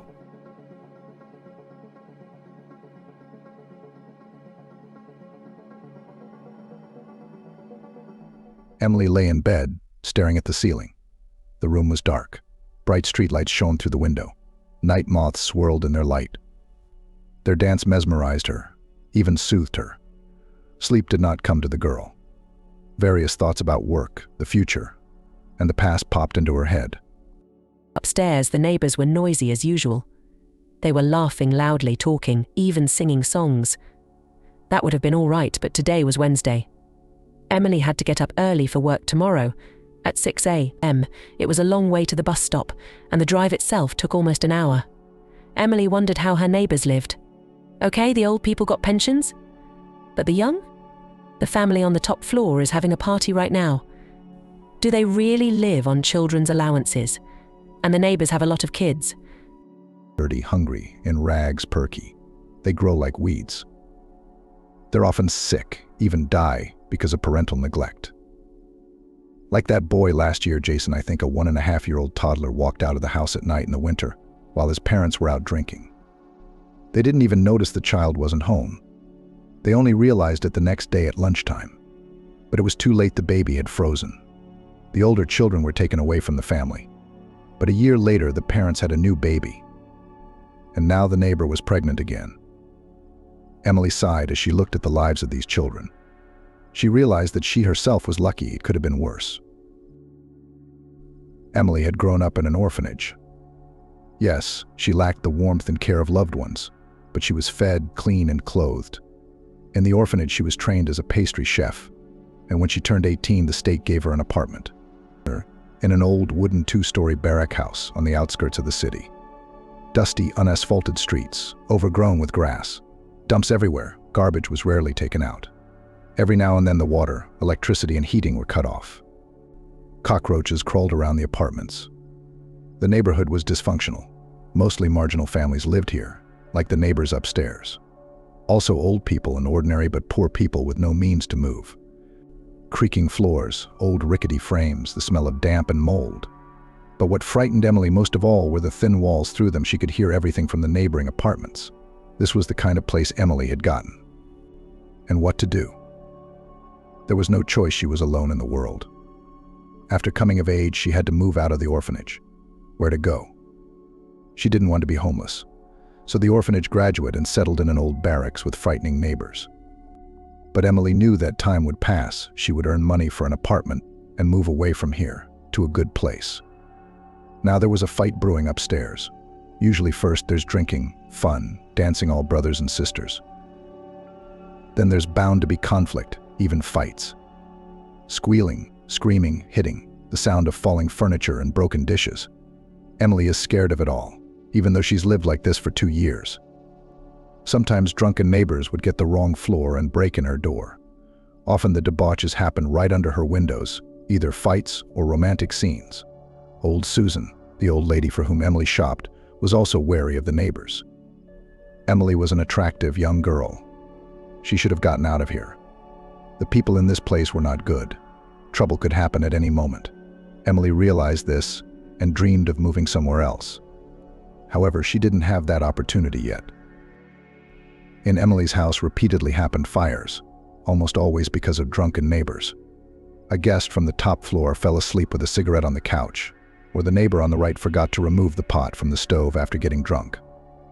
Each time, the firefighters got there in time. But the unpleasant smell of burning was a lingering reminder of the incident. Emily was afraid that one day while she slept, a fire would start in the house. The only consolation was that her apartment was on the first floor, and she would be able to jump out quickly. Emily rolled over onto her other side, turning away from the fire. She should get some sleep. Tomorrow was a big day. There would be guests at the rich house where she worked as a maid. Some kind of family celebration. They need people to serve the guests and clean up. Emily will be a waitress. John Susan, an older man with gray hair and kind blue eyes, explained to the servants how to behave during the celebration. Nothing complicated. Don't talk to the guests. Don't attract attention. Slowly shuttle around the territory with a tray of snacks and drinks. Keep an eye on the invitees. If someone makes a sign, walk over so the person can have a treat. These will be people from a very different life. They never had to spend the night in an old barracks with creaks, piles of garbage, floors, and crowds of cockroaches. They don't have drunken neighbors keeping them up at night. These lucky people wear expensive fancy clothes, fly to exotic places with luxurious names, drive beautiful cars. A different world that Emily had only ever been able to observe from the outside. After a day of work in the midst of beauty and luxury, it was unpleasant and painful for Emily to return to her shabby apartment. From upstairs came swearing and profanity.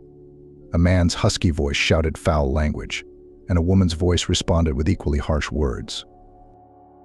Emily covered her ears, not wanting to hear it. It was getting dreary. The gray life seemed bleak, joyless, and alien. Then Emily remembered her early childhood, a time when she was truly happy. A sunny summer morning. Her mother was tying her a beautiful bow.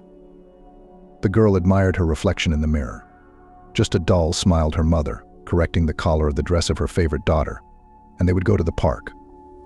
Mom was on vacation. They didn't go to the sea. They didn't have enough money. Emily understood that perfectly well, even at the age of 7.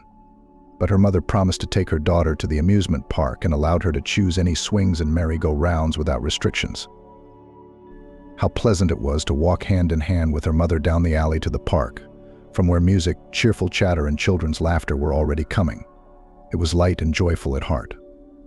Emily felt beautiful and happy. And most importantly, her mother was near, always calm and warm. It was a pity that she had to work so much. But Emily understood otherwise. There was no other way, because they had no daddy, so Mom had to pull everything alone. Emily helped as much as she could, cleaning, even learning to cook simple dishes. Emily smiled as she lay in bed. The noise upstairs didn't bother her anymore. She thought of her mom, her slender silhouette, her long hair. Beautiful. What a clear voice she had. But her mother's face was lost in the fog. No matter how hard Emily tried, she couldn't remember its features. Probably because when they were separated forever, Emily was only 9 years old, she barely reached her mother's shoulder. Emily had always admired her mother's face. However, she rarely saw that face in everyday life. It was a shame, but it couldn't be helped. But she still had the pictures. An old, thick album, slightly battered by time. It was practically the only thing Emily had inherited from her mother, except for a simple pair of gold earrings, a chain, and her mother's dainty wristwatch, all of which Emily had received upon graduation from the orphanage. She had nothing else. Emily realized that she and her mother lived poorly and very lonely. Emily had no grandparents or uncles and aunts. It was true that her mom's friends often came to their small apartment. They brought Emily presents and played with her. It was fun and enjoyable, but still not the same. Emily was secretly jealous of her friends who went to visit their grandmothers every now and then.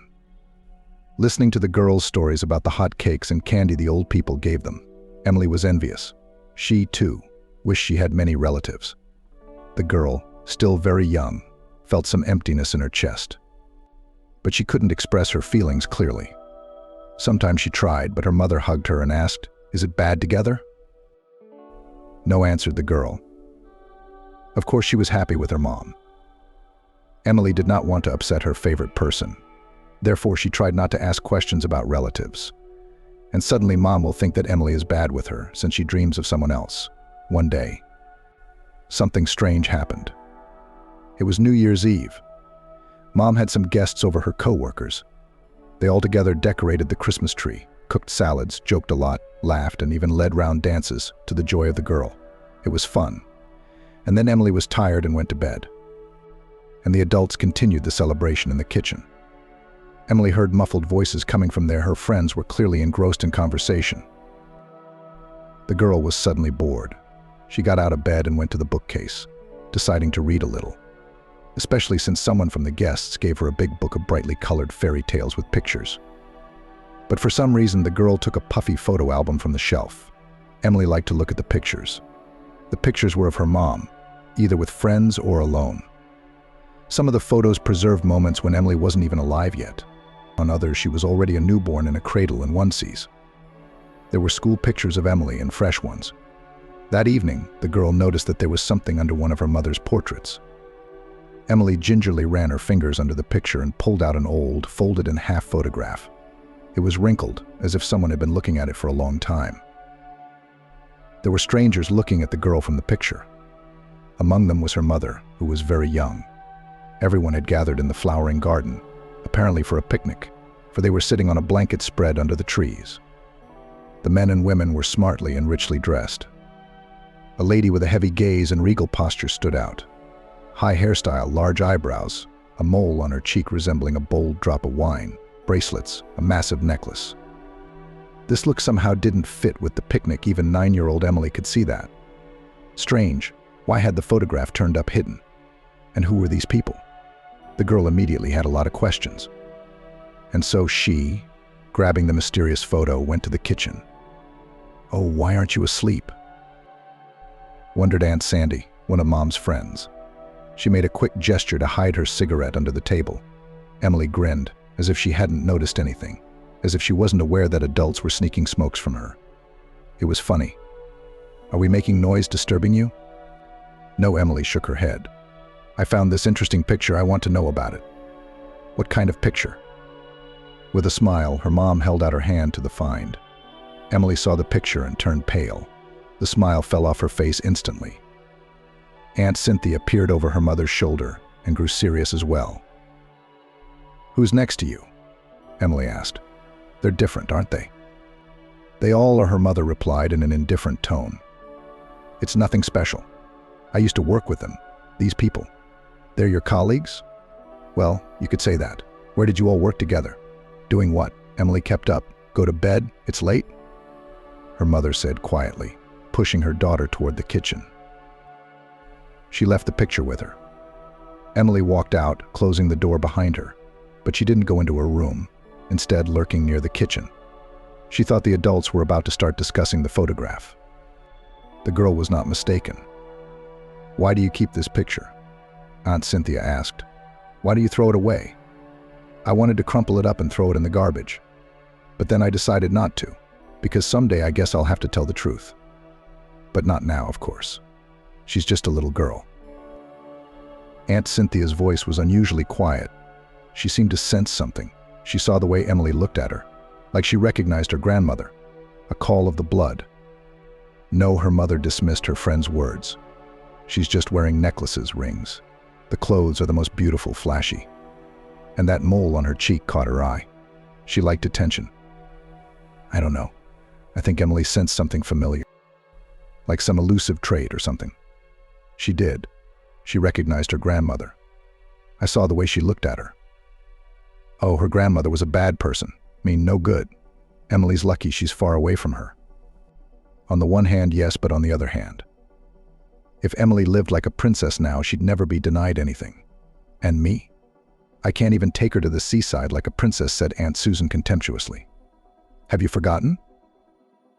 Was it a good thing to do to a baby? I remember that, but maybe things are different now, who knows? The conversation then turned to another subject, Aunt Cynthia's many admirers. Emily tiptoed to her bed, covered her head with a blanket, and thought. So that woman in the picture with the mole on her cheek, wearing the necklace, was her grandmother. But her mother had always said they were alone, that they had no one. Why hide the truth? And Aunt Susan said Grandma was a bad person. Why would she think that? What did Grandma do? We'd have to ask her mother about it. Emily dreaded this conversation, seeing how her mother changed at the sight of the photograph, how frightened she was of something, even pale. Everything must be asked. Only later, when the moment was right. Her mother came quietly into the room. Emily pretended to be asleep. The woman took the album from the table, leafed through it, sighed, and returned the photograph to its place under her portrait. Since then, Emily had often looked at that picture. When her mother wasn't around, of course. The domineering woman with the cold and frankly contemptuous gaze was no stranger to her now. Emily knew it was her grandmother. Perhaps they would even see each other someday. That was Emily's last happy year. The next New Year's Eve she met at the Zaria orphanage. Confused, scared. Because in early December her mother was hit at a crosswalk by a drunk driver at high speed. She was not even taken to the hospital in time. Emily spent a few days with Aunt Cynthia, her mom's friend. And then people came, 2 men in uniform and a woman with a stern, cold stare. Aunt Cynthia gathered her favorite things and hugged her niece. Tears rolled from the woman's eyes. "I'll visit you," she promised. For several years in a row, she faithfully visited Emily at the orphanage once or even twice a month. The girl looked forward to these meetings. A familiar loved one reminded her of a past happy life, however. Then Susan met another man of her dreams and left with him to another city. Their dating stopped. By that time, Emily had already quite settled in the orphanage and even made friends. It turned out that life in the orphanage was quite tolerable. Children were well fed, clothed, taught, and entertained. They were taken to the movies, circus, and sent to summer camps. Of course, maternal love, care, and warmth Emily very much lacked. She often remembered her mother before going to bed, sometimes smiling and sometimes crying. In the orphanage, the girl learned about the surprising truth about herself. It turned out that her mom was not her own. Emily was about 14 years old when she accidentally overheard the conversation of the educators. The women were discussing the difficult fates of children in the hall after the holiday. They'd had a few drinks, relaxed, and their tongues were loose and their guard was down. The educators were sitting on a sofa in the hall. They thought everyone was asleep by now, for about half an hour ago they had been called out. But Emily was on duty that night, which meant cleaning up after everyone else. She was the one the kindergartners were discussing. What's Emily's fate? Sighed Alana, a full woman with huge glasses. One has to think about it. After all, she was left an orphan. They say lightning never strikes twice her partner. A very young girl named Emma shook her head. And something incredible has already happened to Emily. Emily, who was walking nearby, froze and listened. Something very strange was happening. She was dropped off to this woman, right on her doorstep, just like in the Middle Ages, Alana clarified. Apparently someone knew she was dreaming of children, but God wouldn't let her. We're all aware of it here, Emma nodded. Emily is such a beauty. She has so much innate nobility about her. I wonder who her real parents are. Maybe the daughter of some rich people walking around? Got rid of the disgrace. No, objected a colleague. More likely some alcoholics planted her. Who else does that to children? My mom wasn't my own. Emily couldn't hide any longer. She needed to know for sure. The kindergartners were embarrassed by the gossip. But the way back was closed. Emily had heard everything. You would have found out anyway, but later, at graduation, Alana admitted quietly. You were dropped off by your foster mom. And then she died, and you were orphaned again. Don't worry, you're an adult. You'll be back on your feet soon, and it won't matter anymore, Emma encouraged. Do you know anything about my real parents? No, Alana looked at Emily with pity. Your mom didn't even try to find out anything. Probably was glad she had you and was afraid the relatives would take you away. Emily returned to the bedroom. She had learned the truth of her fate. The news seemed like it should have shocked her. But somehow the girl remained calm and even cool-headed. Did it matter whether her mother was her own or not? The main thing was that they were very happy together. The girl had no doubt that her mother loved her. Later, Emily began to think about her real parents. Who are they? What made them give? Up the child. Are they still alive? Does she look like them? The girl realized that when she grew up, she would definitely try to find them. However, she had no idea where to start looking for them. She had no information about her relatives, except that Cynthia, a close friend of her foster mother, might have known something. Surely they must have shared secrets with each other, but finding Cynthia herself would be difficult. A few more years passed. Emily came of age and left the orphanage. She was given a modest inheritance, simple jewelry of her mother, an old photo album and the keys to the apartment. The first thing the girl did was to check if the mysterious photo with the bossy woman and her grandmother was still there. I wonder if it was her real grandmother or her adopted grandmother. Probably couldn't tell now. At first, Emily was in complete shock at the apartment she had received from the state. Of course, she was very frightened by the new neighbors. It was not easy for the girl to adapt in the orphanage. She had friends. Teachers supported her. But now, in her new life, she found herself completely alone. She had to learn everything on her own: cooking, cleaning, paying for utilities. Emily could not get a job as a cook. They would not take her anywhere without experience. So she got a job as a cleaner, cleaning the entrances of apartment buildings. The hard work took a lot of effort, and the pay was low. But there was no choice. She had to live on something and pay the bills. One of Emily's partners, Aunt Susan, once pitied the girl. It is clear why I clean at my age. It is just a part-time job to buy gifts for grandchildren. And you are young, beautiful. Can't you find something better? If they won't hire you as a cook, why don't you try a job as a maid in a rich house? They'll hire you for sure. You're as pretty as a picture. And rich people appreciate beauty. Emily decided to take Susan's advice. In the evening, she called several advertisements for maids. She didn't like the first house. The owner was too frank in his scrutiny of the young girl, but the second place attracted her much more. The interview was conducted by a stately grey-haired manager, John. It turned out that the owner of the house is an older woman, but Emily may never meet her, as she is hired to work in the guest houses and on the grounds. The main house has its own staff of servants. When John named the salary, Emily knew she had to get the job. "Thank you for your time," John smiled charmingly, signaling that the conversation was over. We have a few more candidates today, but I'll be honest, you've made the best impression on me. So wait for the call. I'll probably call you back. John walked Emily the other way. They descended a staircase with carved railings, and the girl had a stunning view of paradise before her. Wooden lounge chairs under umbrellas, slender palm trees, and a huge pool of fancifully shaped turquoise water. On the side of the pool sat a tanned, handsome boy of about 15 with merry eyes, exposing his body to the sun's rays. Emily and a slightly younger girl were lying on a lounge chair by the pool. She was wearing a white swimsuit, emphasizing her stunning tan. Next to her was a guy. They both seemed very nice and handsome to Emily. She couldn't help but admire them. These teenagers lived in a completely different world, unaware of the existence of dysfunctional neighborhoods where children grow up unsupervised while their parents wait for government benefits. Emily sighed. wishing she were in their shoes sunbathing by the pool, swimming in the turquoise water. "These are the landlady's grandchildren," John explained, noticing her interest. "They're well-mannered and good kids. But if you stay to work for us, you need to know this: do not approach the hosts or guests unless necessary. If you are needed, you will be called." Emily nodded. John's words hurt her unpleasantly. She immediately felt like a second-class citizen. However, she really needed this job.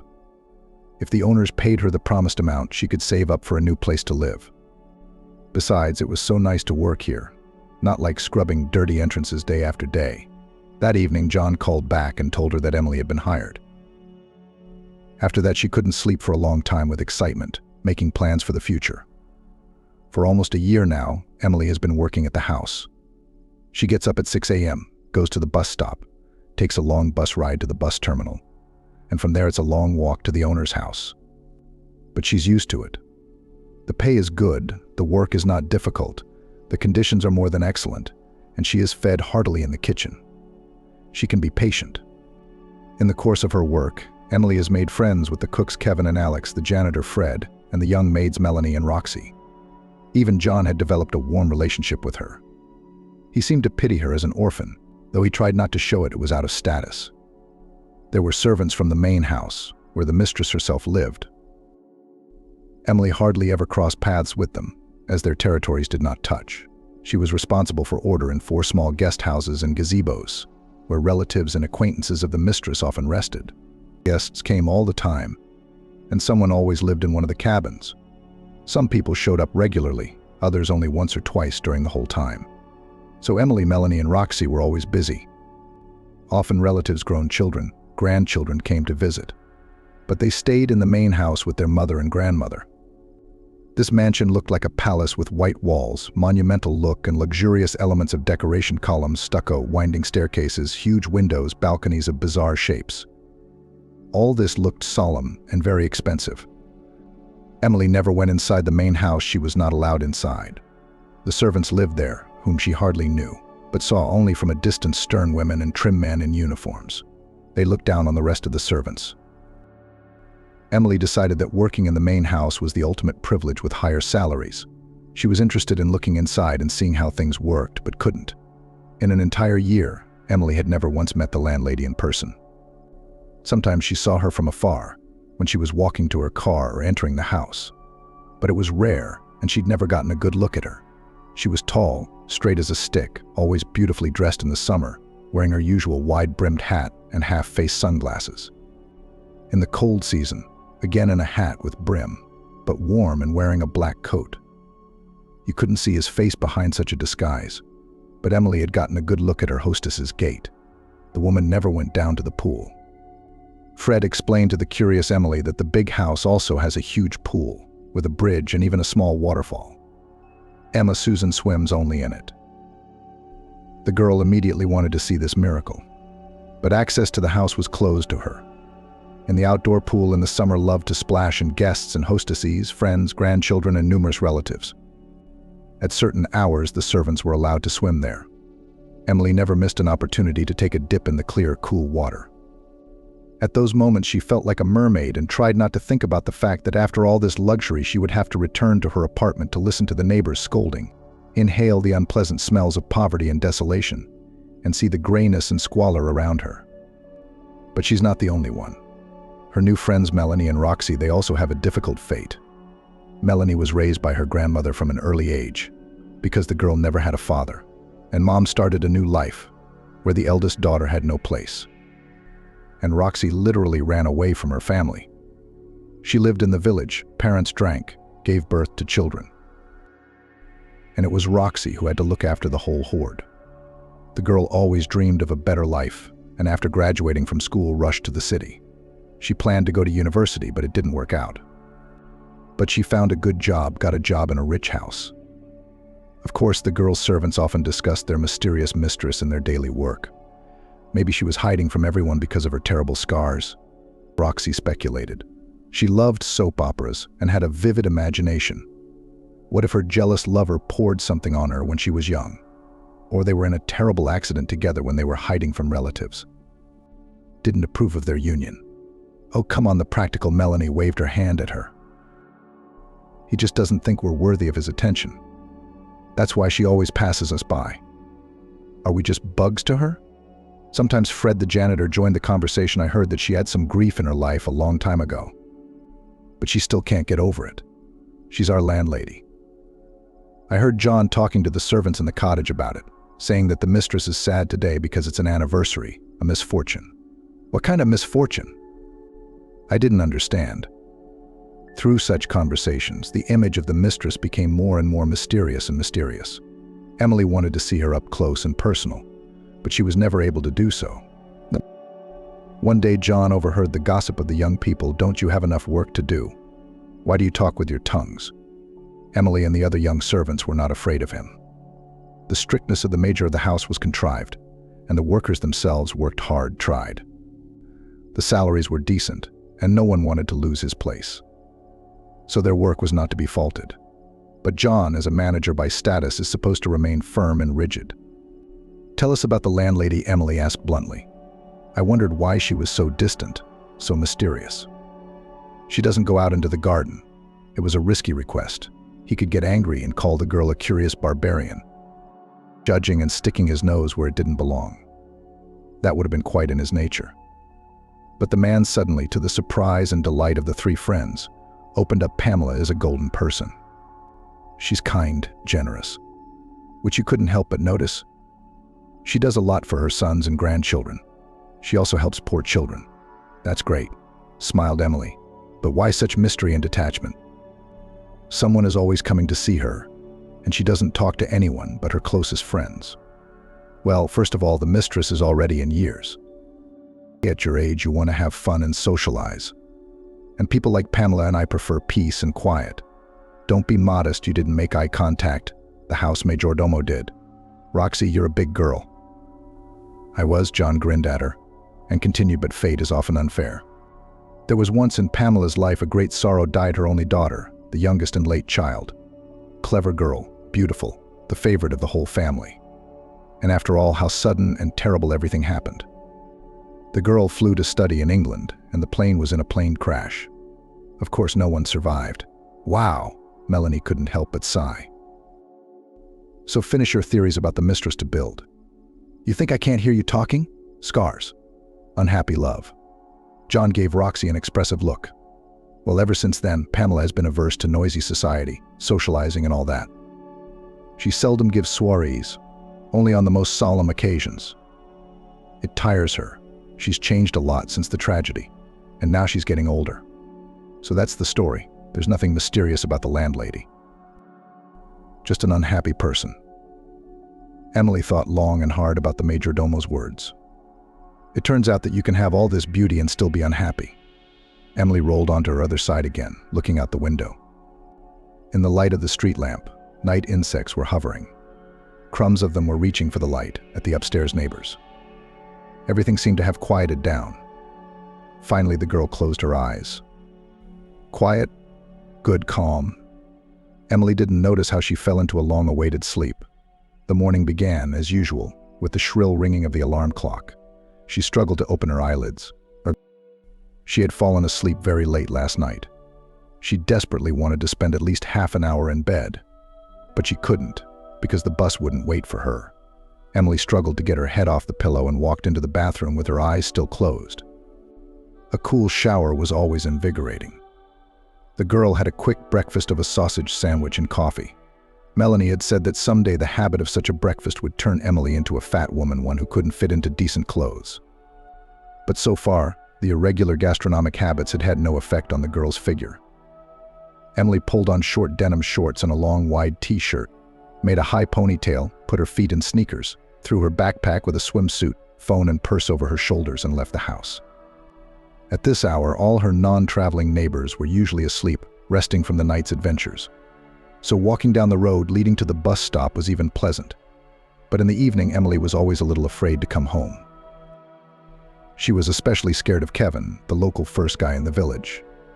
He even seemed to be working somewhere in the city, but like all his companions, he managed to drink almost every day, not denying himself the pleasure of having another affair. But everyone knew that Kevin had his eye on Emily. That was what frightened the girl, Because if one day Kevin went from trying to get to know her more intimately to taking action, there would be no one to protect her. She was all alone. It would be good to go to work at the central cottage. The servants from there rarely leave the house. They even have a separate wing where they live. I wish Emily could do that too, she thought. And then Emily spent an hour traveling through the city on a half-empty bus. On the next trip, the bus would be crowded with people rushing to work, so that there would be no place for an apple to fall. In the meantime, it was quiet, calm, and peaceful. Emily even had time for a little nap. She opened the servant's gate with her own key and found herself in the garden. It was deafening, dizzying with scents the grass had not yet recovered from the dew. Emily inhaled a full breath and smiled. How nice, beautiful, pleasant, and most importantly, safe. Hi. Alex smiled at her friend. She almost always came before everyone else. She lived nearby. Roxy had already had time to change into her uniform, a strict dress of soft pink color with buttons. Good morning. John is gathering us all at 8:30 in the big gazebo. He has some important announcement. Either about today's guests or something else happened. All right, I'll get changed and I'll be there. This was unusual in Emily's memory. It was the first time the master of the house had organized a general meeting. Usually he gave his orders in person. This was an intrigue. When Emily arrived at the gazebo, everyone was already gathered there, including the almost unfamiliar servants from the main house. Her friends waved her over to join us. They took a seat for her. Well, it looks like we're all here now, John said, looking around at his subordinates. We're good to go. It turned out that in 2 weeks' time the hostess had an anniversary. On this occasion, a big celebration is planned. About 100 guests, invited musicians, artists John listed, in the evening after the concert fireworks. The event is big and responsible. I want everyone to understand that on this day everything should be at the highest level. It turned out that the efforts of the people at the cottage were not enough to serve the guests. Melanie, Roxy, and Emily, as young, pretty, and quick-witted as they are, were planned to be waitresses. Could we manage? Melanie hesitated. I've never catered a banquet before. Of course, you'll be brief, John reassured her. In fact, it's nothing new. You've done the same thing before. It's just a bigger event than usual. Emily remained calm outwardly. But in her heart, she was jubilant. She would finally be allowed into the house. She'd wanted to go there for so long. And she would be able to get a good look at her mistress. And the holiday promised to be big. There would be dressed-up guests, musicians, singers.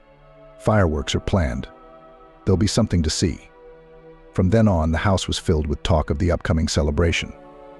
John, as promised, instructed the future waitresses. It turned out nothing complicated. Walk with a tray around the room and watch the guests. If someone makes a sign, go up to that person and offer appetizers or drinks, always with a polite smile. Emily had done something like this several times before at holiday meals. But now, it was much more serious, and the event itself was to be held at the mysterious center cottage. With a slight polite smile, John said indignantly, glaring at Roxy, "Why are you smiling with all 32 teeth? Be softer, calmer, more elegant. Look at your friend." Emily smiled. She was really good at it. John praised her grace and coordination, setting her as an example to others. And remember, he said for the 100th time, don't forget the main rule: no unnecessary talking, glances, or personal contact with guests. You must blend in with the interior, be just an addition to it, not draw attention to yourself. Melanie nodded gravely. We'll try. I promise, Roxy said.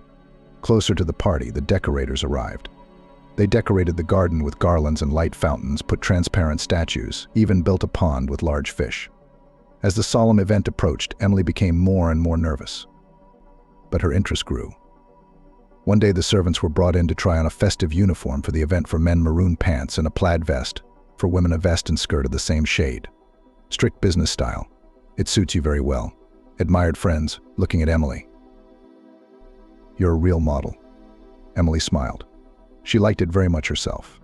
She had never dressed so strictly and businesslike before. Jeans, t-shirts, light sundresses. It turns out that the office style really suited her. And now, finally, the long-awaited day had come. The night before, Emily hadn't slept much. The neighbors were walking, then overhead noise, then wandered with laughter and songs under the windows.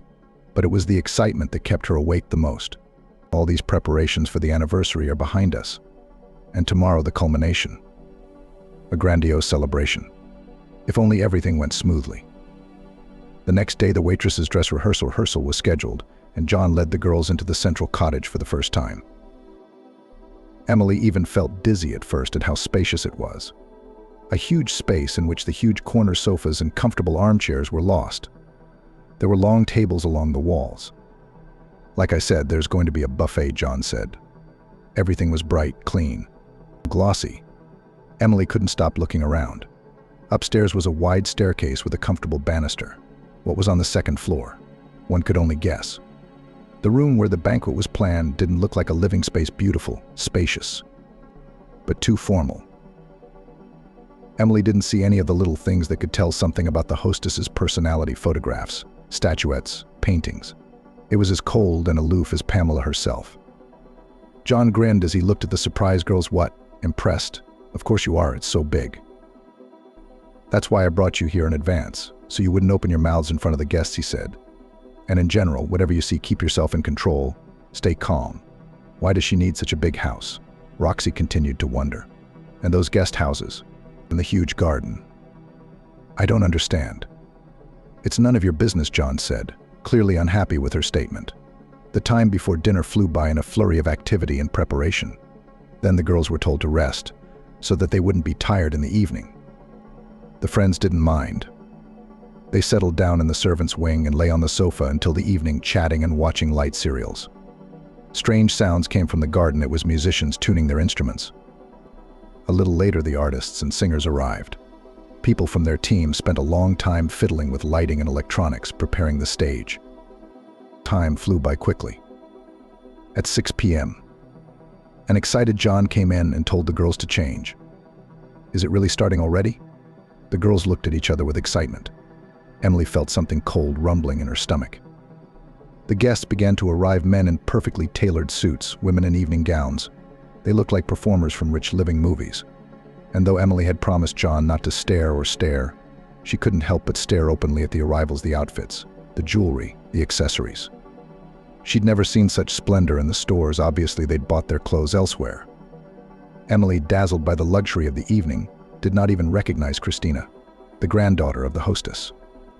Usually she dressed like a teenager, but tonight she looked like a princess. Her flowing, long golden dress was beautifully fitted. Her long hair was arranged in an elegant bun.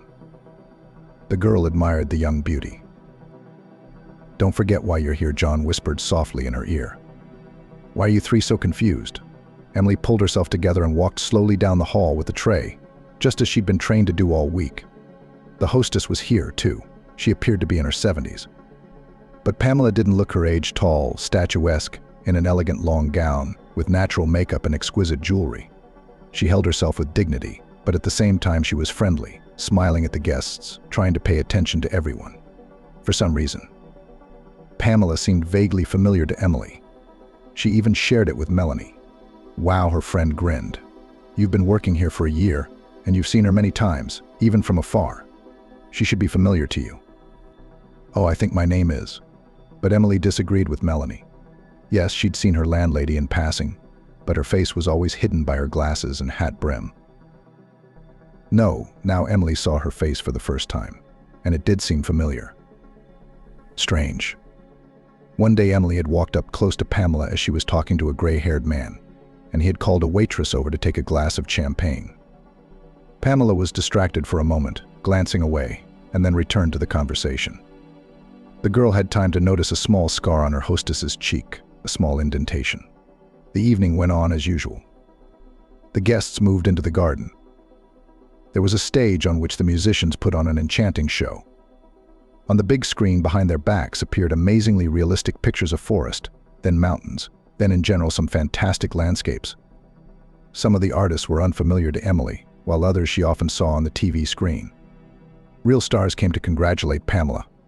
Emily could not even imagine how much the celebration had cost the hostess. It didn't fit with John's words that Pamela didn't like noisy society, fuss and so on. Emily asked her husband about it at home during the concert. He, seeing that the party was going well, was in a good mood, and so he answered, however, with some strange phrase, "Kings can do anything." And kings can do anything, the man sang, winking at Emily. She didn't understand. Her position obliged her. What's not to understand? It's a status requirement to throw an anniversary party. That's what they do. I see now. Pamela is tired. She doesn't like it. Can't you tell? Emily glanced at her hostess. She looked energetic and enthusiastic. But perhaps her husband knows her better. He might know better. The guests were having fun, singing along to the artists. Some of them even danced. There were amazingly beautiful light fountains everywhere.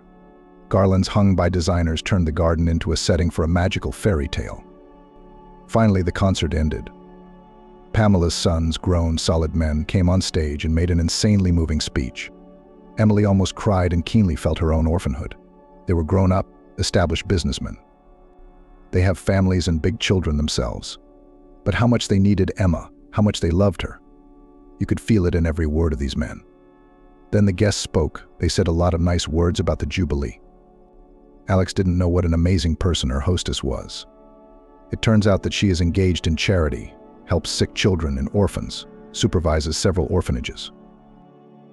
Now Alex found out about it. At the end, they prepared a surprise for Pamela, a video about her life with beautiful music. On a huge screen mounted on the stage, photos flashed.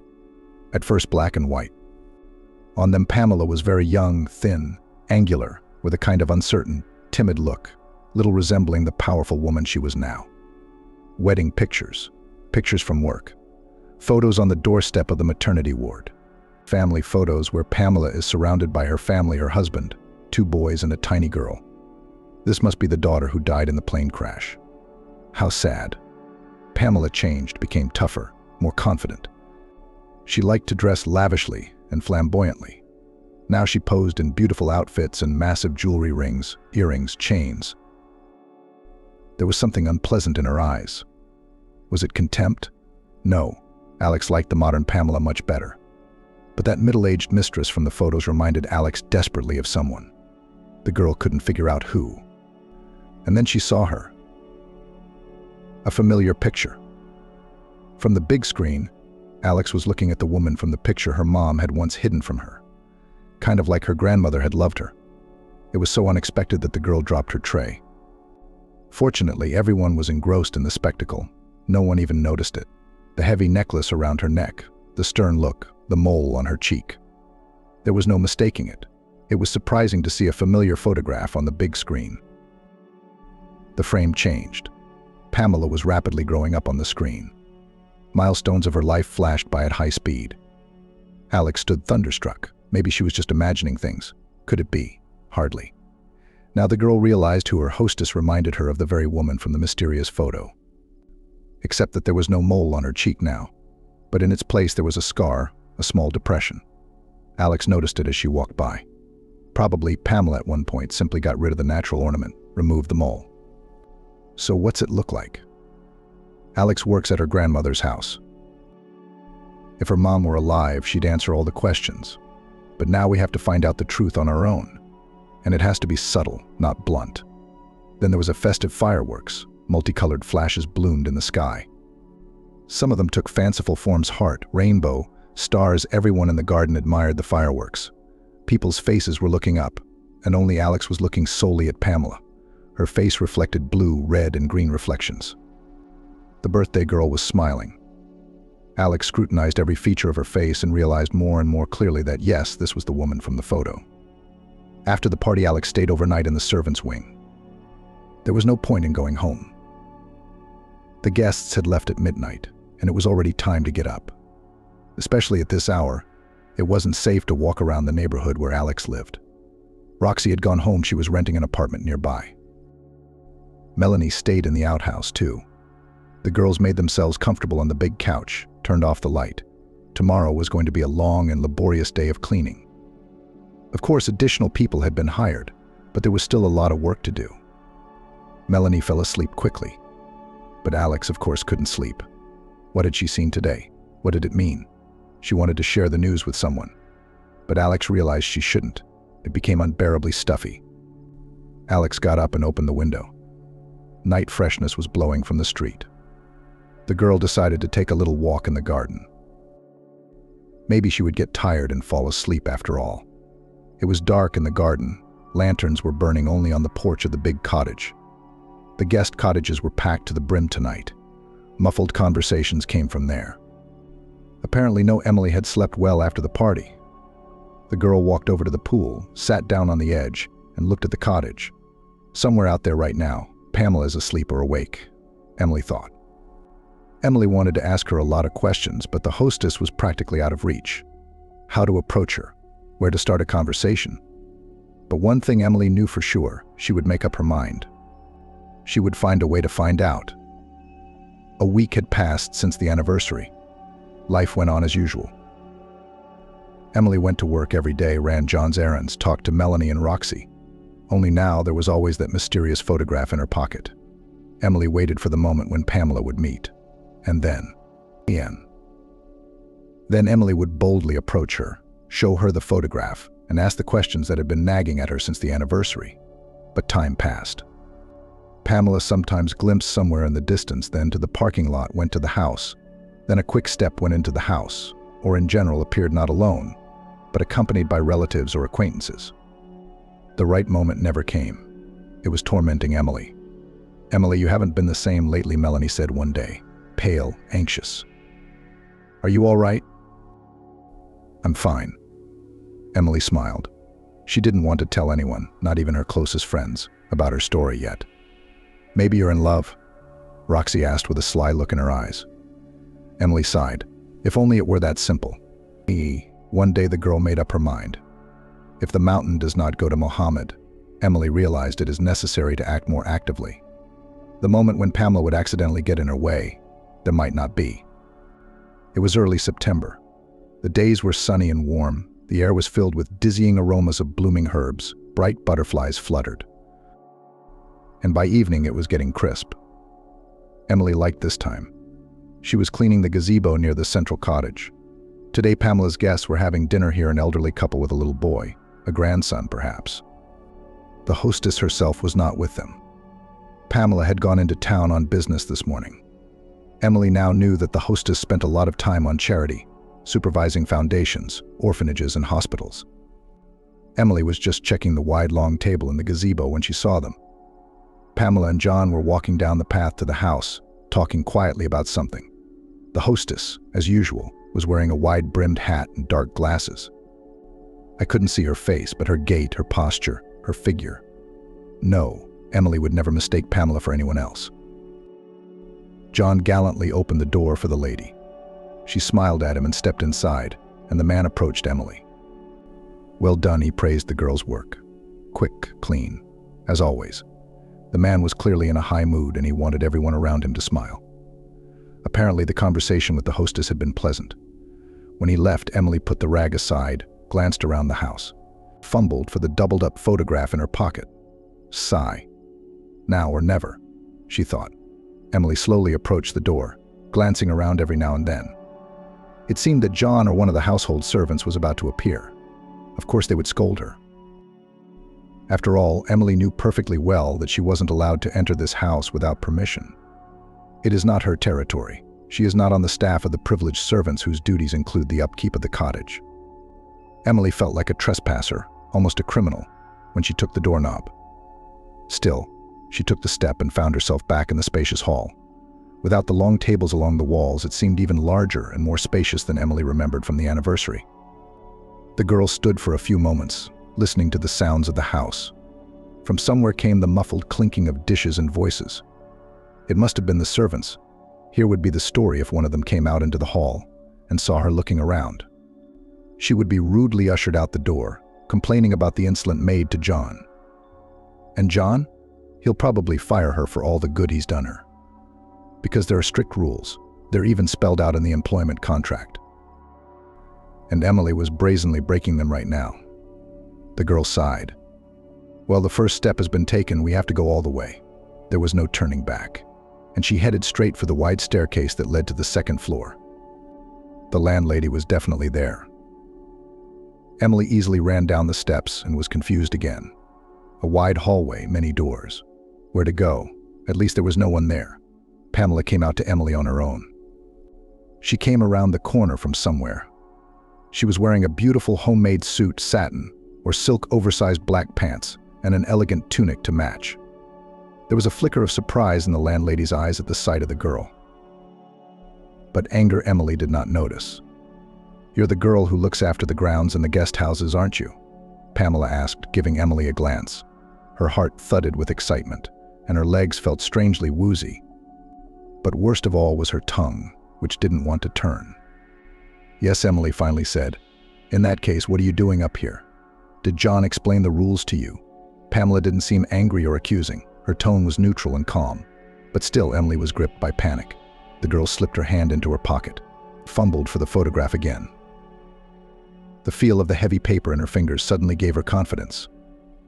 I need to talk to you," the girl blurted out. Pamela's eyes became interested. I guess it wasn't every day that servants came to her with such requests, and there must have been something about Emily's appearance that caught her attention. "I suggest you go to my room," Pamela said, and moved down the hall. Emily followed her, marveling at her own courage and at how the situation was playing out. The landlady hadn't yelled at her, hadn't called someone to have the brazen intruder kicked out the door. She talks to her calmly, respectfully. And now it's unfathomable. Pamela takes her, the girl in the pink uniform, into her room to listen. Pamela's spacious room had many mirrors, further visualizing the space. Emily took one look at herself, pale, disheveled, anxious. A pitiful sight. Maybe Pamela just felt sorry for her. The woman settled into a chair in front of the round table on molded legs. Emily gestured for her to sit in the chair opposite. "Now I'm listening to you very carefully. Apparently you do have something to say." Under Pamela's scrutinizing gaze, Emily was again a little confused. She couldn't think of the right words. The thing is. Where to start?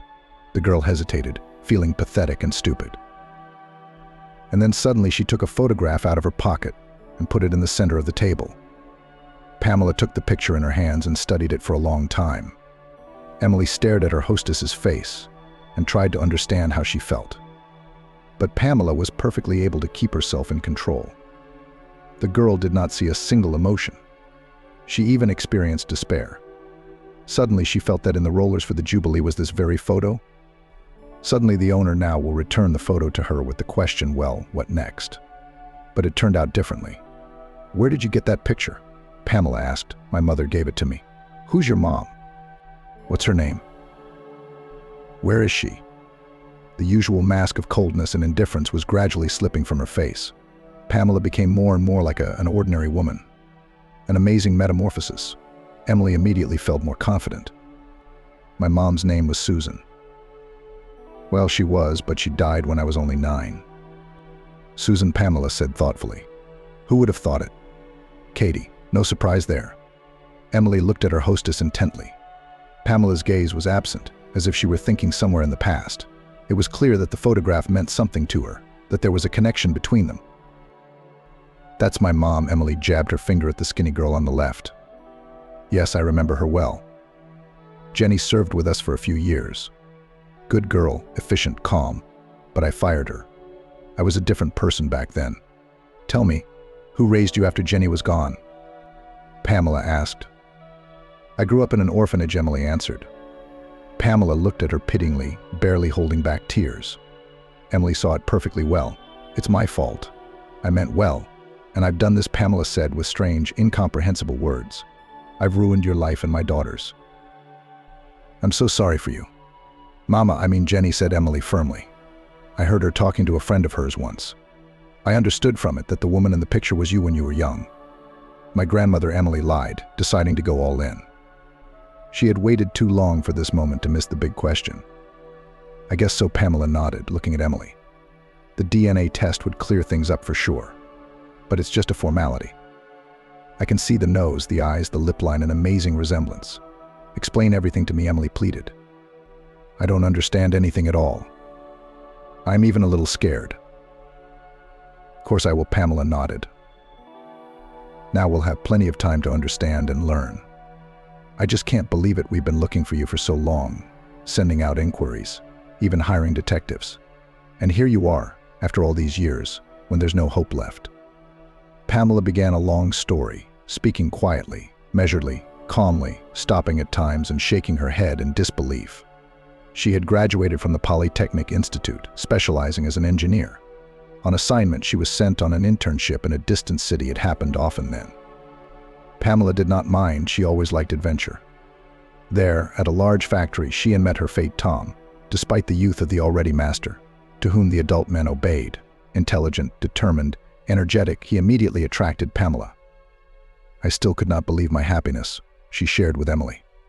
All the women in the factory were making eyes at him, and he chose me, unremarkable, with this ugly mole on my cheek. How I hated it, how many complexes I had because of it. I got rid of it the first chance I got. Tom made me believe I was beautiful.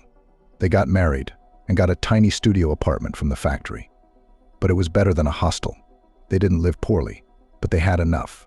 They had enough for food, clothes, entertainment, but they didn't have to be lavish. Soon they had a son. Tom was over the moon. And Pamela dreamed of having a daughter. I have dreamed of a girl since childhood, she admitted. I imagined how I would dress her up in beautiful dresses, tie puffy bows. And here is a boy. And what a boy, our eldest Jason from a small age was a tomboy and a fighter for the truth, a real hurricane. Pamela smiled warmly as she talked about her son's childhood. Emily watched her face with all her eyes. She wasn't used to seeing her mistress so human yet. All in all, the son turned out wonderful. But I never gave up the dream of having a daughter, Pamela continued. I was sure that next time I would be lucky. I persuaded my husband to have a second child, but John didn't want to. At first, the apartment is small, the three of us can barely fit. But then he gave in. So the family had another boy instead of the desired daughter. Pamela somehow even calmed down. The third child they would certainly not pull. So such is the fate the mama boys to be. Sons pleased, grew healthy and smart, distinguished. At school they helped at home. I simply adored them and would never trade any of them for a daughter. But looking at moms, walking hand in hand with little princesses, still longed. The dream of having a daughter hasn't gone anywhere. The woman simply drove it into the recesses of her subconscious because she realized that there was no way they could afford a third child. And then came the hard times, those very hungry 90s. The factory went bankrupt. John was left without a job. In the design office where I worked, the wages began to be delayed. Then, of course, they gave me several months' paychecks at once. But not in money, but in coupons to stores where the prices were so high that you couldn't even get near them. It was hard, Pamela recalled. John, a longtime engineer, worked part-time as a loader or janitor. Interrupted small casual earnings because there was no other way out. I knitted to order. Even the boys worked, looking for and handing in bottles, washing cars.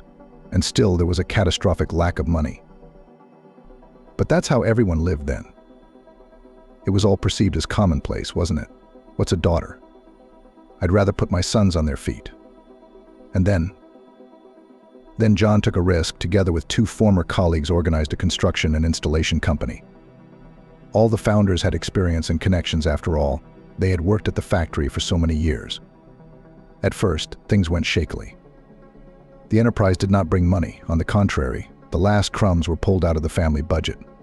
I did not believe in success, admitted Pamela.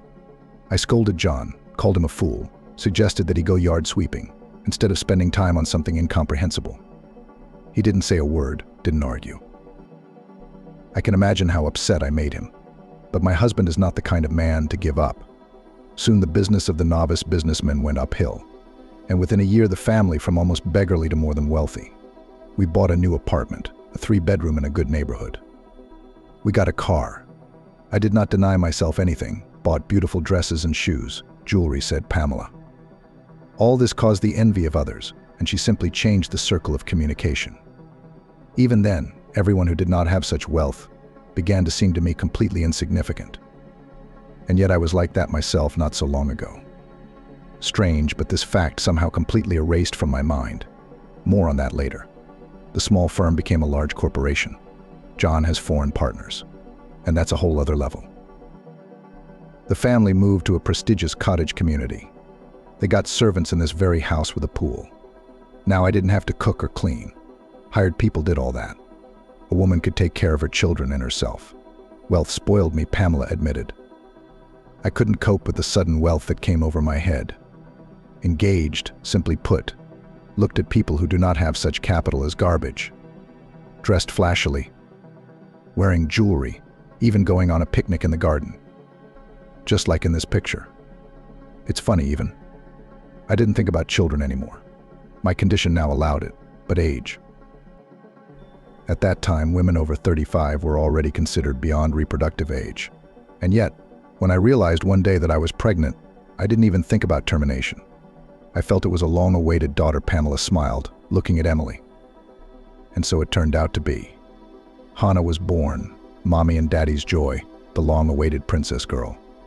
The boys were all grown up now, and here was a sweet baby again, and a daughter at last, Pamela recalled. She was enjoying motherhood in a new way. Now she had money, for Hannah hired a nanny who took the lion's share of care for the baby. Pamela got only the most pleasant things: walks, outfits, visits to theaters and cafes. Just as she had once dreamed. Even better, because even in her wildest dreams she could not have imagined that she would be able to dress her daughter in such outfits. Hannah grew up in love and total acceptance. She was adored by her parents, her older brothers, and everyone around her. Such an open and pleasant child she was. But favorable appearance not the only thing that nature gifted Hannah. The girl also turned out to be very talented. Since childhood, she drew so that people looked and could not believe that these paintings are the result of the labor of a small child. Hannah first attended an art school, then a prestigious design center. Her parents were not stingy, expensive paints, pencils, additional lessons with the best specialists in the city, anything to make their only daughter's talent flourish and develop. It was at this design center that she met your father. She was just 17 at the time. She was finishing high school. We were planning to send her to study in England, preparing her for it. A dizzying career awaited our girl there. I was sure of it. One day I was late and didn't pick up Hannah from the design center on time. Pamela continued. The girl had to wait for me outside the gate for a while. She could have stayed on the grounds of the center. There are comfortable benches, a cozy fountain. Apparently the girl was just curious to see another life, which she had only heard about. She wanted to see what it was like behind the gates. At the same time, a good-looking guy and his friends were passing by. Seeing a pretty girl, obviously waiting for someone, he stopped and fell behind his own. A conversation ensued between the young people, in the course of which sympathy arose.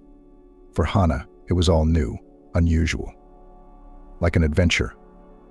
Pamela shook her head. We didn't know anything and they started dating. Then it turned out that Hannah was purposely making up extra classes at the design center. I'd take her to it with peace of mind, and she'd run out of the gate and go for a walk with him. In the fall, the boy was taken away to the army. Dating stopped by itself, but by New Year's Eve it became clear that Hannah is expecting a child. I noticed the belly. I had seen it before, but I did not even think about it. How? The girl gained a little weight, it's nothing. And closer to the new year, there is no doubt. I talked to Hannah. She confessed everything. I yelled at my daughter for the first time then. My sons and my husband tried to calm me down, but I kept going on and on. I dreamed so much about my daughter. I had so many plans and hopes for her. A talented girl, an excellent student, ahead of her studies in London. And to ruin her future like that, to embarrass herself and her parents. I couldn't take it. We tried to find this guy's parents so we could give the baby to them. But either Hannah was hiding it from us, or she really didn't know anything about him, except his name. She said it didn't matter to her. They were enjoying their youth, the great weather, each other, and didn't ask each other for passport details. Gradually, a plan matured in my mind. No one was to know that Hannah was expecting a child. Now the girl was not let out of the house, not shown to anyone. I also made a deal with the people at the medical center. For a lot of money, they were to deliver the baby when it was due and then hand the baby over to the orphanage. I planned it well and even calmed down a bit. Pamela continued. But things went wrong. Hannah's labor started early, unexpectedly. The girl was patient to the last in her room, not wanting to draw attention to herself. And when she called for help, I've been a mom 3 times, so I knew perfectly well that the doctors wouldn't get to us in time. Because Hannah was about to give birth, Pamela shook her head. I had to do everything myself with the help of the maid. She was a good, faithful girl, of course. But it was I, Emily, who first held you in my arms. Oh my God, "So you think I'm Hannah's daughter?" the girl said. "I'm sure you do," Pamela nodded. "There are many things about you that remind me of her, and your story confirms it. It's going to be hard for me to go on. Try to understand me. I was a terrible person back then, tough, controlling. I didn't realize that money, which by the way I didn't even earn, is no reason to despise others, and energy should be directed to good deeds. I would never do that now." With a tiny baby in her arms, Pamela was confused, and then Hannah started to feel sick. The girl lost consciousness. The woman was afraid for her daughter's life. As long as her girl was all right, the rest does not matter. So the newfound grandmother wrapped the baby in a blanket, handed the girl to the maid, and told her to do what she wanted with her, threw her in an orphanage. Threw her in the woods, as long as not a single thread did not lead to their family. Unfortunately, Fred wasn't home. He would have stopped me. I was scared out of my wits, the maid promised. For a good reward, she carried the infant away and said she'd dropped it off on the orphanage's doorstep. It turned out that no one had been dropped off there that day. She was lying, as I later found out when I realized what I had done and threw everything I had into the search. The night her granddaughter was born, Pamela was only relieved when the infant was carried away. Hannah came to her senses, and the first thing she asked about was her daughter. When she realized she was gone, she threw a tantrum, sobbing, smashing dishes, breaking furniture, venting her emotions. Pamela was then frightened. It seemed to her that her daughter had gone mad, unable to bear the shock. Strong medication prescribed by a doctor saved the situation. Hannah pulled herself together, but became detached, indifferent. She was no longer happy about anything. Even the upcoming study in London, of which she dreamed so much, it was already a completely different person. "But I thought I was doing the right thing," Pamela said regretfully. "I thought it would be better for everyone, but fate quickly proved me wrong." The next summer, as planned, the whole family saw Hannah off to the airport. The girl was waiting for training with the best specialists and a brilliant career. Pamela was proud of her daughter and herself. After all, she managed to successfully cope with the problem. Thanks to her mother, Hannah started her life with a clean slate. "The plane crashed," Pamela said quietly, her face darkening, as if she were reliving the nightmare. "No one survived. The only thing Ben said then was if we'd kept the baby, Hannah wouldn't have gotten on that flight. She would have stayed home for a couple more years, taking care of her daughter. I've spent my whole life blaming myself for that. He thought it was our punishment for betraying him." For years, Pamela couldn't find a place for herself. Nothing interested her. Nothing touched her. It was as if the meaning of life had disappeared, and only the marriage of her sons and the birth of grandchildren made her come to her senses. "The kids shook me up, brought me to my senses," she said. "I realized how much attention and warmth they need, what happiness it is. And I realized that I had to find you, to find Hannah's daughter, my eldest granddaughter. It's the only way I can at least partially redeem myself. And I wanted to see you, to see what you've become, to help you make it in life, after all, just to be there for you." Pamela began her search with the orphanage where a maid, Mariah, had allegedly dropped off a newborn baby. But she quickly found out that the baby had never been there. Mariah was never able to find out the truth. She passed away shortly after the whole story. Pamela didn't give up. She hired the best detectives, searched for information herself. But as the years went by, there were no leads. The woman didn't even want to think that Mariah had done something terrible. Just left the child somewhere in the cold in the woods, so that no one would find it, as she herself had advised her. True, the maid didn't seem like such a cruel person. But who knows? "Now I see how it was said," Pamela thoughtfully. "Of course you do. Mariah took you to Jennifer. Why didn't I realize that?" Jennifer was a single, childless woman who worked in Pamela's house. One day, she ruined her new linens. It was expensive. It was covered in ugly stains because the washing machine malfunctioned. But Pamela didn't want to hear about it at the time. She was still enjoying the sudden wealth that had suddenly fallen on her head, feeling all-powerful. And so she fired Jennifer without remorse. Yes, she was living somewhere in the city, renting an apartment. Pamela nodded. I know she had some health problems that made it impossible for her to have children, even though she wanted them. She knew that very well. So she gave you to her. It was the right thing to do. Logical. She was a good mother to me. Emily's eyes filled with tears. A really good one. And I miss her. I'm grateful to Jennifer for you. I wish I could thank her in person. I also wish Ben had lived to see this moment. It's only 3 years away. How happy would he be now? Grandmother and granddaughter looked at each other in silence. Emily couldn't understand her feelings, a cloud of thoughts swarming in her head.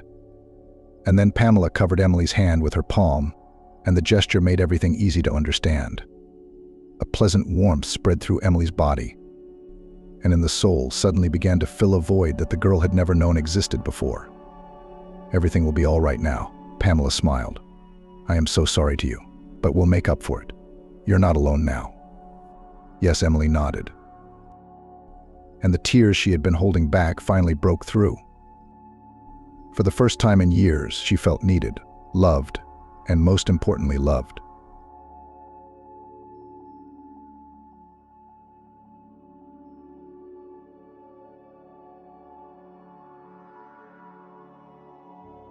Winter was approaching fast this time. Yesterday it was still warm, and couples in love were wandering around parks and kissing. But it had taken 24 hours to make everyone wrap themselves in warm scarves up to their eyes and put away light sweaters. Now they had to dress not for beauty, but to stay warm. Even beggars, who were numerous in warm weather, now preferred to hide in glass pavilions with ATMs. From there, however, they were chased away. "Did you want to help yourself?" a man in his 50s asked sternly, coming in from the cold. He brought a cold draft with him, and the two vagrants who had dozed off immediately woke up. "There's nowhere to rest. They won't let us," grumbled the younger one. "Are we not human beings?" he shouted and headed for the door. The other one didn't even move. "And do you need a special invitation?" the man asked. The tramp smiled crookedly.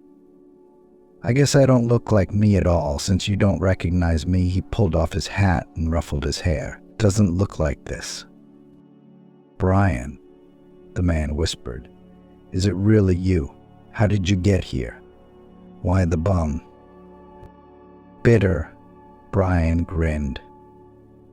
"Long story, Jeffrey, I'm too lazy to tell. And my throat's dry." He gave the man a sly glance. Maybe this ruse would work. And then, at least tonight, he'd be fed. It did. Jeffrey pulled a card out of his wallet. "I'll withdraw some now and then we'll go. We'll eat, have a drink. Tell me all about it." Half an hour later, Brian was sitting across from Jeffrey in some cheap cafe, eating his third shawarma. Of course, a tramp wouldn't be allowed in a decent place. One wouldn't dream of it. But who cares if it's warm and even has food? "What happened to you?" Jeffrey asked. He hadn't gotten himself anything but coffee, but he hadn't touched it either. Brian searched his eyes for a napkin and, not finding one, wiped his lips with the palm of his hand and sipped his beer. "Started out as me being a fool. Didn't take your advice, Jeffrey. Figured I was a smart kid and could get away with it. So, to make a long story short, I came up with a cunning plan." "What kind of plan?" "Well, listen to this. I wonder if these moms do any parenting at all," Brian thought, cringing at the squealing of children. He himself was lying on the top shelf, trying to fall asleep to the measured clatter of the wheels. But how could he fall asleep to the squeals? They say it's good to sleep on trains. That's a lie. The neighbor from the bottom shelf looked at him guiltily. "Did we wake you up?" "Excuse me, please?" He turned away without answering anything. It was sickening enough as it was. He boarded this train with one single thought persistently drilling into his brain. "I'm broke. I'm a beggar. Not only am I a beggar, but I owe everyone in the world." Realizing this proved to be an impossible task. It's hard to readjust. You still act like a wealthy man. You retain your old tastes and habits, and then you stumble over and over again with undeniable truths. You're left with nothing but debt. Instead of your favorite restaurant, you go to a stall for a hot dog. And instead of throwing away a shoe that has fallen apart, you glue it on. From the usual stores, too. It is better to give up. Now you have to go to the market. It's disgusting. But where to go? 6 months ago he had money, opportunities, and a more or less peaceful life. Now there's no business, no peace of mind, nothing at all, not even money for a separate compartment. He again remembered in detail the day when he could still change something, but who to blame? He himself chose not to listen to the voice of reason and indulged his own stubbornness, and for that he had paid the price. He was awakened by a phone call. That in itself was cause for a bad mood, but it was Jeffrey. He never bothered anyone for nothing. I'd have to answer it. Hello, he mumbled into the receiver. Woke you up. I don't care. Why are you calling? Warehouses caught fire. Earthquake, Jeffrey replied almost nonchalantly. It pains me to tell you this, Brian, but I'm afraid our network won't survive the crisis. We need to sit it out, wait it out. What? Brian asked sleepily and yawned loudly. Look, Jeff, I've told you how many times. No working information until 11:00, except for the most urgent. I'm still not awake and not thinking straight anyway. Sorry, his interlocutor replied dryly. You have 40 minutes to wake up. I'm on my way to your place, he passed out. Brian pulled the blanket off the bed, wrapped himself in it like a cloak, and strode barefoot into the kitchen to warm water. He was desperate for coffee. Brian preferred not to think about what he was going to hear in 40 minutes. He knew damn well, without any smart uncles, that this was a volatile time for business. So what do you want to do? Lower prices or raise salesmen's wages so they don't quit? And how does it coincide with the interests of the business? His cause, by the way. He's a businessman, not a philanthropist. Jeffrey showed up exactly 40 minutes later, as promised, not a second late. Nerd. Precision is the courtesy of kings, Brian greeted him. Let's go to the kitchen. I'm waking up in there. Do you want a splash of coffee? No thanks, he sat down at the table and pulled some papers out of his briefcase. Look at this, Brian. He slid his eyes indifferently over neatly filled tables and some boring sheets. Well, what's this? These, Jeffrey picked up the top sheets, are estimates from suppliers. Next is logistics. Look at the payroll here, and here are the electric bills, but most importantly, the monthly reports. How scary, Brian made scary eyes. But Jeffrey didn't even smile. Scary we're in a financial hole, Brian, and before it gets worse. Brian jumped up and walked nervously along the table, adjusting his crooked chair for some reason. So, what's this got to do with? Well, the crisis. Is this the first time? Things will get better soon. I doubt it. It used to get better because people had to go to the stores anyway, buy there, choose from what we are ready to offer them. So now what's changed? Jeffrey sighed. An online marketplace that provides a huge range. Do you have any idea what that is? A monster that will wipe out live commerce at the root, and their prices, mind you, are significantly lower. Don't be in a hurry. These marketplaces of yours are just a trendy toy that everyone will soon get bored of. People like it when they have the opportunity to smell, touch the goods. You're already scared. People will realize very soon how great it is to shop around the country and compare prices. Reviews save money and time. It used to be the privilege of only the very rich, but now it's available to everyone. Oh, listen to you, it's like everything. It's the end of the world. Not the end, but the best thing we can do now is slow down and go online too and lower prices like everyone else. We'll have to. But we'll be able to win on employee wages. We won't have to pay the salespeople anymore. Look, Brian, I'm not kidding. We're going to lose everything if we don't suspend our operations. Right now, there's still a chance to save anything. In 6 months, it'll be gone. Oh, don't lecture me, Brian snapped back. As we've worked, so we'll work. That's it. There's nothing to talk about. I should have listened to Jeffrey. Brian thought for the umpteenth time. I should have. But what are you talking about now? You stuck your neck out like a donkey and walked away. Here's your principles. Eat up. Don't be deceived.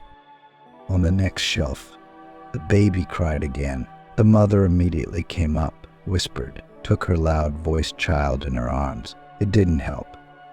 The baby continued to cry, louder and louder. Brian buried himself in his pillow and covered himself with a blanket. When he stepped off the iron step and onto the platform, he breathed a sigh of relief. How tired was he of this journey? It had been a long time since he had traveled by train. He had always preferred airplanes and was used to business class. But now he had to remember the forgotten past, and it would be better to forget it all back soon. 3 days in a parlor car equaled 3 years in a communal apartment. Children screaming and running back and forth without stopping. Men drink and argue politics out of boredom. Students are a separate problem. Why are they so noisy? They roar like horses. They sing songs to the accompaniment of a guitar, and they're hugging in the vestibule. Thank heavens. It's all over. Now he would come home. The last time he called home his home was 20 years ago. When he left, he hoped with all his heart that he'd never come back here again. But he had to. Life forced him to, and there was no reason to get cocky in front of his acquaintances. The streets familiar from his childhood were bustling with people and cars, but Brian didn't notice the hustle and bustle. It suddenly seemed to him that he was watching some infinitely old movie, where he was 17 years old again. After all, nothing had changed. Well, maybe some new signs have been added. The coffee shop at the station changed its name. It used to be called the Roadhouse. Now it's the Tired Wanderer. But in essence, it's the same as before, and it's like he's back to his old self. No money again, not a dime in his pocket, same as before. Okay, stop whining, he mentally ordered himself. You want to get out of the hole. Not to complain, but to act. Only his mother had agreed to what he had planned. After all, her permission was still required. Once in his yard, Brian stood for a few minutes, looking at the house where he had spent his childhood and part of his youth. How strange. Had he really lived here once? A 5-story gray stone building, small windows with still old-fashioned wooden frames on them. Brian remembered the wonderful thing he'd done when he was a kid, insulating the windows for winter. They used to put absorbent cotton between the frames. It had to be stuffed into the gaps of the closed window so that the wool wouldn't fall out. Additionally, the gap was sealed with painter's tape or just long strips of paper. Indeed, it became warmer. But the window could not be opened until spring, and in spring all this construction was removed. The windows were ceremoniously washed, and one could live quietly until the cold weather. More convenient plastic ones appeared much later. And what kind of junk on the long balconies can be seen? They are still used as storerooms for garbage. The horror. Parking, of course, there is no parking lot. The cars are mostly old cars parked according to the principle of who got up first is the place to go. And there's the merry-go-round she and her friends used to ride in 6th grade. It's still standing there all twisted, and no one had fixed it in all those years. There was a peculiar smell of wet stone in the entryway, so someone had recently scrubbed the floor. But at least they cleaned. He went up to the 3rd floor, stepped to the familiar door, and pressed the bell button. Emily had been on her feet since 6:00 this morning, and had run to the market before noon, where she had left almost half of her pension, but it couldn't be otherwise, for her son was coming to visit. The last time they saw each other was 20 years ago, just after Brian received his school-leaving certificate and rushed to the train station the next day to conquer the capital. Conquered, I guess. In any case, he occasionally sent his mother money orders and wished her a happy New Year and on all her requests to drop by at least for a couple of days. He always said that he was working. No time at all. Maybe I'll come to you then, she suggested. Cook you something delicious. See how you live. I've never been to your place. So you'll come and sit at home all day, he asked, and in his voice I could already clearly hear the irritation. Why home? Because you don't know the city. And I only come home for the night. That's it, Mom. Emily hung up the phone and sighed softly. She couldn't forgive herself for living with Brian's father for so long. What kind of example was he setting for his son? All he knew was to get drunk and change mistresses, and no respect for his parents. If it wasn't for Emily, there'd be no one to take care of them. They loved her, called her daughter. She should have divorced her husband, but she didn't have the courage. So the boy saw all that art, grew up selfish, and now he came to see me. How could you not take him in like a human being? Brian loved meat pies and his mom's borscht. So when she got home, Emily rushed into the kitchen to prepare a treat. For the arrival of her favorite son, maybe he'd stay home. Yes, we'll be refreshed. Remember that there are such things as family and the warmth of the hearth. At the sharp ringing of the doorbell, she dropped the spoon she was stirring the roast with. Ah, what a pity that there was no time to tidy up. Now she would appear to her son disheveled, in a robe, without makeup, running past the mirror in the hallway. Emily rubbed her cheeks a little. At least a blush would appear. Emily held out her arms to him. Her son leaned over politely and touched her cheek lightly with his lips. Hey, Mom, how are you doing? Something wasn't right. Something wasn't right at all. And it wasn't that it was hard to recognize the 17-year-old boy she remembered in this grown-up, motherly man. It was just that her son looked at her so coldly, studying her, as if it was not his mother standing in front of him, but a complete stranger, perhaps even an adversary. His mother's eyes were faded as if burned out, like a once bright cloth under the hot southern sun. And something important was missing from them. Brian couldn't quite put his finger on what it was. Had she stopped coloring her eyelashes? But when he looked closer, he realized it wasn't her eyelashes. It was just that his mother's eyes were sad. There were no usual sparks of laughter in them. That's strange. Mom was always so cheerful, loved to laugh and infect others with her laughter. What happened to her? So this is how you live, he said, looking around at the old furnishings. The sofa, which he remembered from his early childhood, must be all beaten up. You'd have to lie down, and the springs would be digging into your sides. True, his mother had covered it with an orange plaid, but that was just a trick to hide the worn upholstery. The TV's on the nightstand, and the only new technology is a laptop. What's the mother want it for? I wonder if she's on Classmates. Maybe you watch movies, though. So you're living, you don't change anything. I lived the same way, Emily replied. Brian stood up, walked across the room, and looked up. Look, there's a crack in the ceiling, there in the corner. See, he pointed his finger. It's understandable, though, how old this wallpaper is. Not remembering the food, for which he'd lost interest, Brian squatted down, pulled back a corner of the rug, and peered at the floor at the baseboard. What did you ask? There's a gap between the wall and the baseboard. We'll have to put in here, she said. What's that for, Brian? I'm fine as I am, he frowned. And how are you doing? The woman asked. Go see for yourself, Emily shrugged, clearly annoyed by her son's questioning. Somehow, this wasn't human. They'd met, and Brian hadn't even hugged her. He hadn't asked her about her health or tasted her mother's treats. She'd tried so hard to please her boy. She'd been looking forward to seeing him. But the son almost immediately began to walk around the apartment, inspecting the shortcomings, and started talking about repairs, as if he hadn't come to his mother's house, but to buy a home. The tiles are almost falling off, and the faucet should be replaced, she said. We'll replace them. We'll replace them. What's wrong, Mom? He sat down again on the chair opposite and looked at her reproachfully.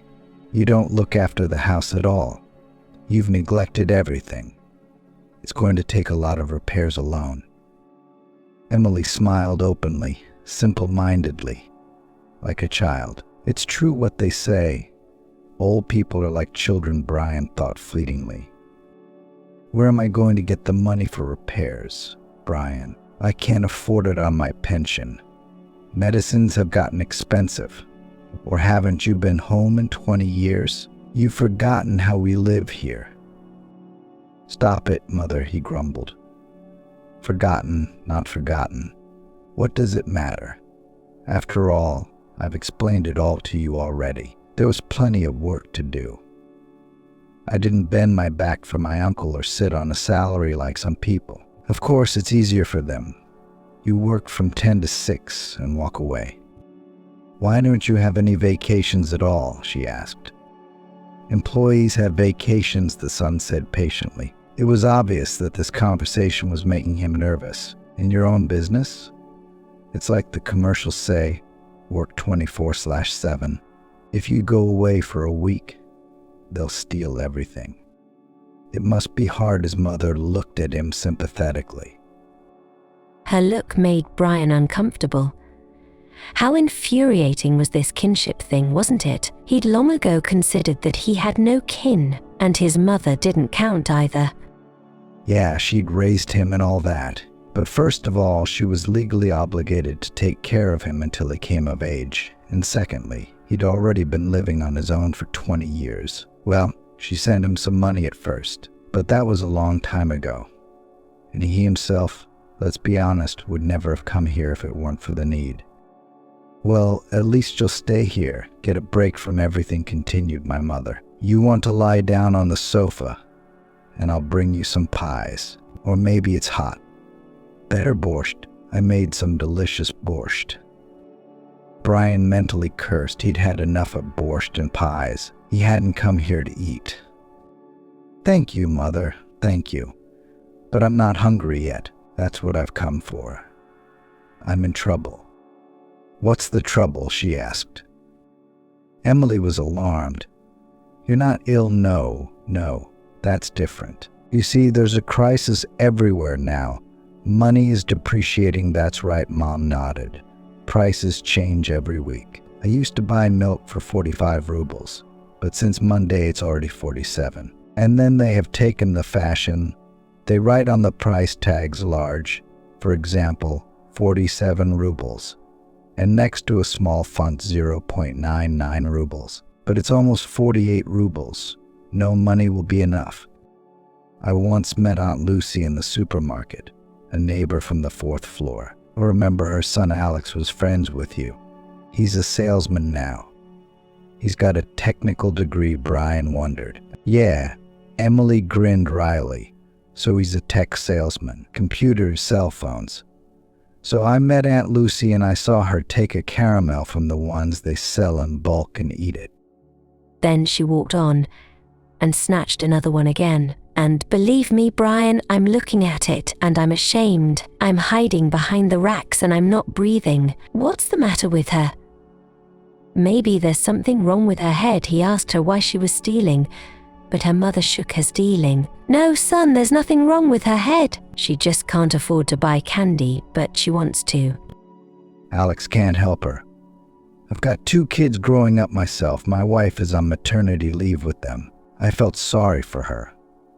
I went the next day, picked up these caramels. Then I went to her. I said, Lucy, they gave me a treat at work, and I don't like sweets. Take some for yourself. Eat them with your tea so you work. Mother, he rejoiced. If so, maybe I won't have to. Maybe things will be resolved more easily. Jeffrey immediately daydreamed. What kind of work could she do at her age? Well, maybe cleaning somewhere for a penny? That's all the income. Yes, that's right, mopping floors in a bakery. Emily confirmed his guess. Unofficially, of course, they don't pay much, but that's thanks enough, isn't it? I saw Aunt Lucy again the next day, only this time she took an apple and ate it. And it's a good thing she ate some fruit. After that, she didn't buy a little bit, though. But she brought me back change. There's plenty of it. What else is there? He wondered. But he had already forgotten about her. I'll have to go there soon and have a look around. The house is a wreck, of course. It was a wreck 20 years ago. But the land is the land. The main thing is that if the apple trees bear fruit, it's not bad at all. Oh, it's not bad, no. Come on, Brian. He cheered himself up. It looks like it's going to work out. It's going to work out. I thought you sold the cottage a long time ago, he said, trying to stealthily turn the conversation to the main topic of his concern. No, Brian, why would I sell it? I grow potatoes, tomatoes, and cucumbers and apple trees on it. If I sell it, I'll have to buy it all at the store. But Brian tried to put the right note of concern and slight worry in his tone. It must be hard for you, traveling back and forth with the crops. The mother sighed heavily. But where to go? You have to live somehow. It's always the same song, Brian thought irritably, tossing and turning on the old and uncomfortable sofa. His mother had made his bed here for a reason. He'd asked for it. The fool, he said. I want to remember my childhood well. Did he remember? The wall clock ticked annoyingly loudly. How could my mother fall asleep to that? Why do these pensioners get so attached to all kinds of junk? Why do I need this watch? Can't you watch the time on your phone? What's this summer house for? Growing an apple tree when apples cost a penny at the store. Buy yourself 10, you'll eat them yourself and have enough left over for your famous Charlotte. But no, you have to go to the dacha. She saves money, you see. And if you calculate, even in a rough way, the travel back and forth, then still water, vegetable garden, irrigation, a lot of effort to grow something there. It's a golden harvest. She saves money, economist. But how pleasant it is to bring her neighbors gifts. For her own money, by the way. Just this, please, and no financial literacy, he thought with a new attack of rage. But in fact, he was angry not so much at his mother as at himself. He hadn't been the smartest either. He hadn't listened to Jeffrey, and now I had to deal with the consequences. Do I look like my mother? Just like her, shallow. The thought was so depressing that Brian immediately felt like a 5-year-old kid who'd been given a book instead of a toy for New Year's Eve. He wanted to resent the whole world, crawl under the couch and start crying. Except he's not 5 anymore. Oh, not 5. And instead of a disgusting book, he got a collapse of business and complete lack of money. And you can't just crawl under the couch. Emily couldn't sleep either. Her son's unimportant sudden arrival, his strange aloofness, it was confusing. Why had he come, when from all appearances he didn't miss his mother at all? Didn't Emily miss him? Emily had a way of appearing like a simple-minded retired grandmother when necessary, but she really wasn't. In her conversation with her son, she deliberately left out a lot of things. For example, that her job was not scrubbing floors in the bakery. Having retired, Emily with a month of bewilderment, and then realized to sit idle, a luxury is not for a pensioner. To get a job, of course, was difficult. At every interview, she was politely refused. Age, I'm sorry, we have a young team, or even simpler, will you be on sick leave? You have a line to the doctor, the hospital, the dispensary, and we pay you. It was offensive to hear this, so she decided not to waste time. She called her previous place of work, talked to young people, and learned that it was possible to earn money from home. Emily decided to keep up with life and continued to work, but already, as they say now, on a remote. And why not? For an experienced accountant, this is a very good opportunity. Of course, she was going to tell Brian about it. She wanted to brag about her success, but then she realized, no, it was too soon to share the news. It was better to keep quiet for now. Something told her that her son hadn't come for nothing, but for some very specific reason that he wasn't telling her about. And if that was the case, it would be wise for her to wait with revelations for the time being. She didn't say that it had been 5 years since love had come into her life. Although it would be more accurate to say, returned. She and Ethan had known each other for a long time, since high school. Emily, then just Em, studied in a parallel class with Ethan, and every time she met the blue-eyed handsome boy in the school corridors, she felt her heart sink. Emily had never dreamed of the attention of such a guy, who was secretly admired by half of the high school girls. Ethan could choose any girl he wanted, and there were smart girls who were going for a gold medal, or at least a silver medal. There were also beautiful ones. Take Sarah Johnson. Oh, what a girl she was. Tall, statuesque, with a thick blonde braid below her knees, black eyes like an Italian mother, and what eyelashes, dark, thick, with a beautiful curve. When she lowered her eyes, the shadow of these luxurious eyelashes fell in a semicircle on her cheeks. And besides the smart and pretty ones, there were also the talented ones. Laura, who could sketch a portrait of anyone in 5 minutes. Kate was a local celebrity who played in all the school plays. Emily, on the other hand, was just an ordinary girl. She studied easily, moderately hard, but she was never an honors student, nor did she want to be. No one would call Emily a beauty, but not a dunce either, so pretty, no more than that. And Emily didn't have any creative ability. No, she had nothing to attract attention, and she didn't need to. There were plenty of other girls. She thought Ethan didn't even notice her.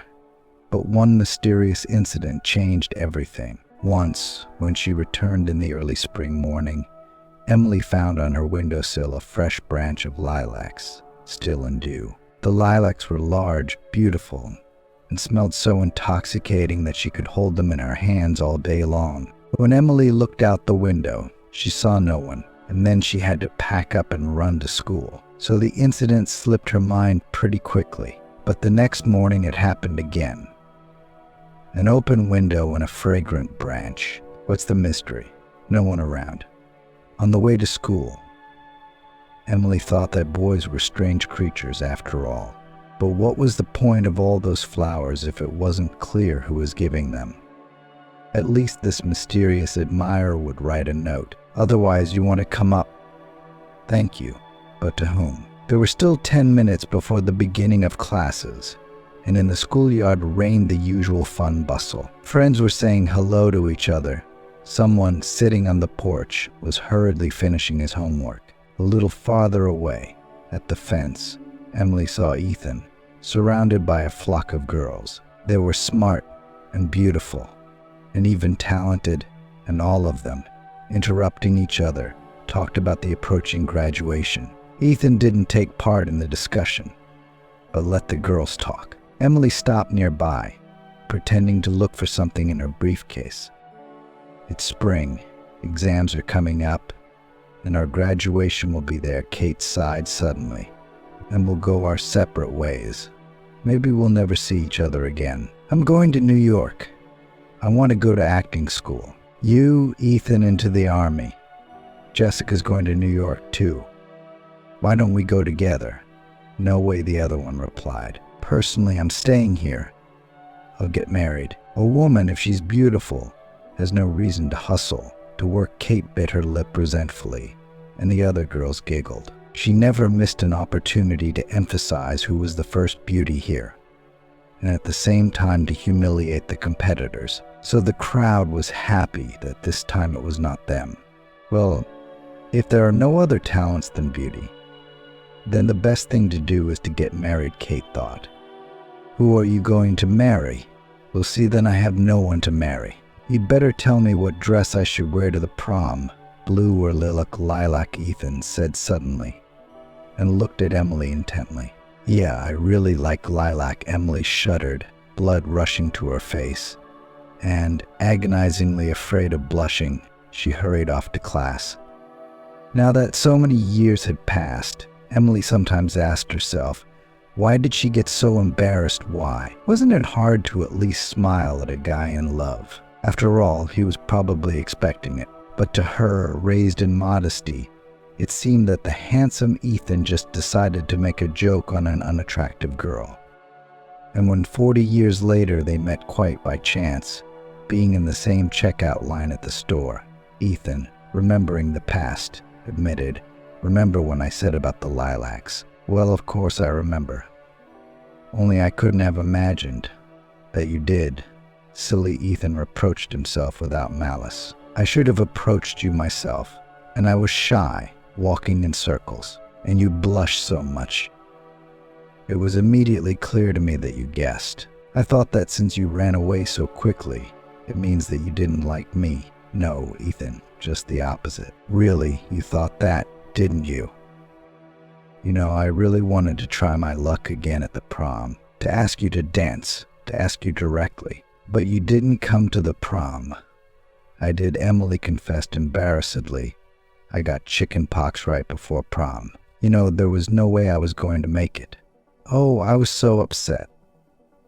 It's funny to remember now. But then I looked at my new dress, and I cried. I roared until my mom took it out of my sight. She looked with a smile at this grown-up man, but so touching in his memories of his first love. How little did you know about girls, Ethan? And here I thought you were a sophisticated young man, a womanizer by then. Yes, he laughed, and I wasn't. But the girls were after you, and they were after you big time, and don't deny it. I've seen it all. I did, Ethan agreed, but I didn't need them. I was in love with you. I guess I should have been more decisive. Oh, what the hell? Listen, I invite you to visit. You don't have to be jealous. My wife won't be here. I mean, we're, almost classmates. Let's go. I agree, Emily replied. Besides, there's no one to be jealous of. I separated from my husband a long time ago. Ethan took her bags and shook his head, and I was too embarrassed to ask why you were carrying such heavy things yourself. And it turns out, too bad you don't. I was sure you'd be able to build a strong, happy family. I can't tell you how happy I was when my husband finally left. Ethan stopped and looked at her confused. Happy? You were happy? Very Emily laughed. You know, better no husband than a drinking, philandering one. And the worst of it was that I wouldn't have left him myself. You haven't forgotten how we were brought up, have you? It was a shame to get divorced. If we got married, we had to live together. So we lived together. And then there was such happiness. He found someone else and went to her, and I'm free. You wouldn't believe it.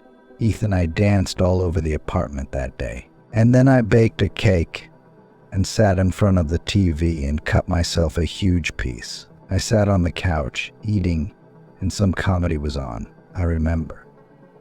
And this feeling that I don't have to agree anymore, that I don't have to wiggle my way through the evening, to understand, to justify.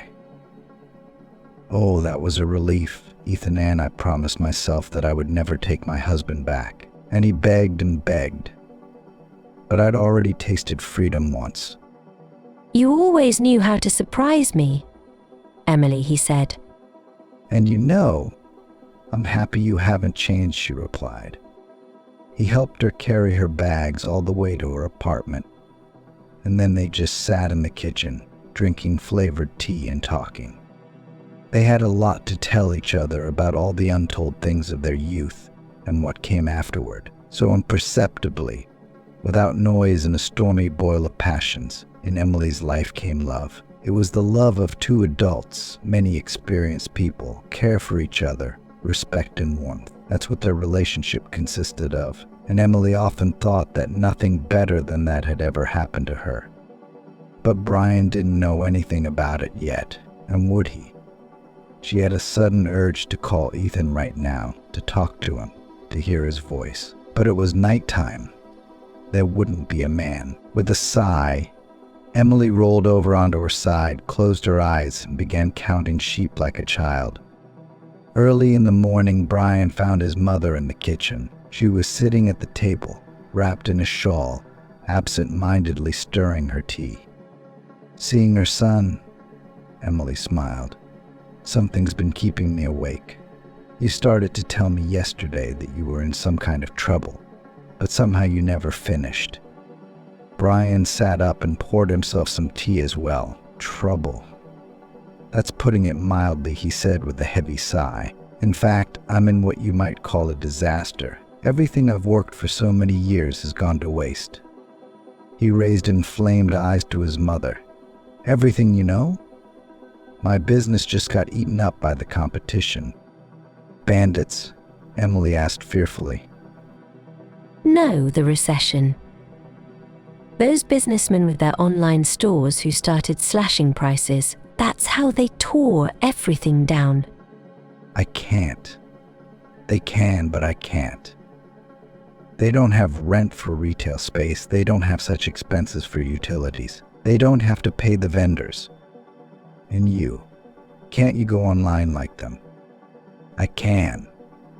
But I have to pay off my debts first. And I don't have any money. I've already sold everything I can get my hands on. Oh, Brian's mother was shocked into silence. Sure, Brian was far from a perfect son, but he was still a son. She felt sorry for him. He'd worked for so many years, never been home, never had a family of his own, and to be left with nothing in one fell swoop. I'll get out, he said firmly. I'll get out. But you've got to help me, you know. I need to get this apartment vacated, and the summer house too.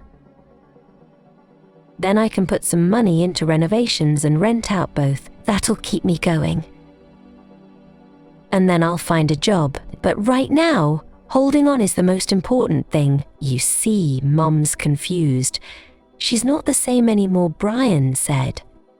Where am I supposed to go? How am I going to get you out of your apartment? Emily asked. I've already thought of that, he answered so quickly that there was no doubt. He had indeed thought of everything. We'll put you in a nursing home. Temporarily, until I'm up again. In the meantime, you'll have to live there. Why? They'll feed you, and the doctors will look after you. So you won't even have to go to the clinic, and you won't have to socialize with just anyone, but with quite decent people. But I'll visit. How can you? And then when this black streak is over, I'll take you away. Well, you know, Brian Emily stood up and wrapped her shawl more tightly. I didn't expect this from you. What did you expect? He asked dejectedly. That I'd go back to my native land and go to work as a janitor. I'd rather be a janitor than put my mother in an almshouse. There you go again. He struck the table with his fist in annoyance. What almshouse? A normal institution for the elderly. It's not like I'm throwing you out on the street. After all, why don't you help your son? You haven't shown your face around here in 20 years, and now all of a sudden you remember you're a son. No, Brian, you can't expect that kind of help from me, and I don't want to hear any of it. But Mom, he tried to put a childishly whimsical note in his voice. Not for long. Just for a couple months, and then I'll take you away. That's right. Emily turned away from the window, and the sunny spring day suddenly seemed gray and dirty, as if a child had been painting with watercolors and then spilled water from a glass on the fresh drawing. So that was why Brian had come, to put his mother in a nursing home, and to take possession of the cottage and provide himself with the standard of living to which he was accustomed.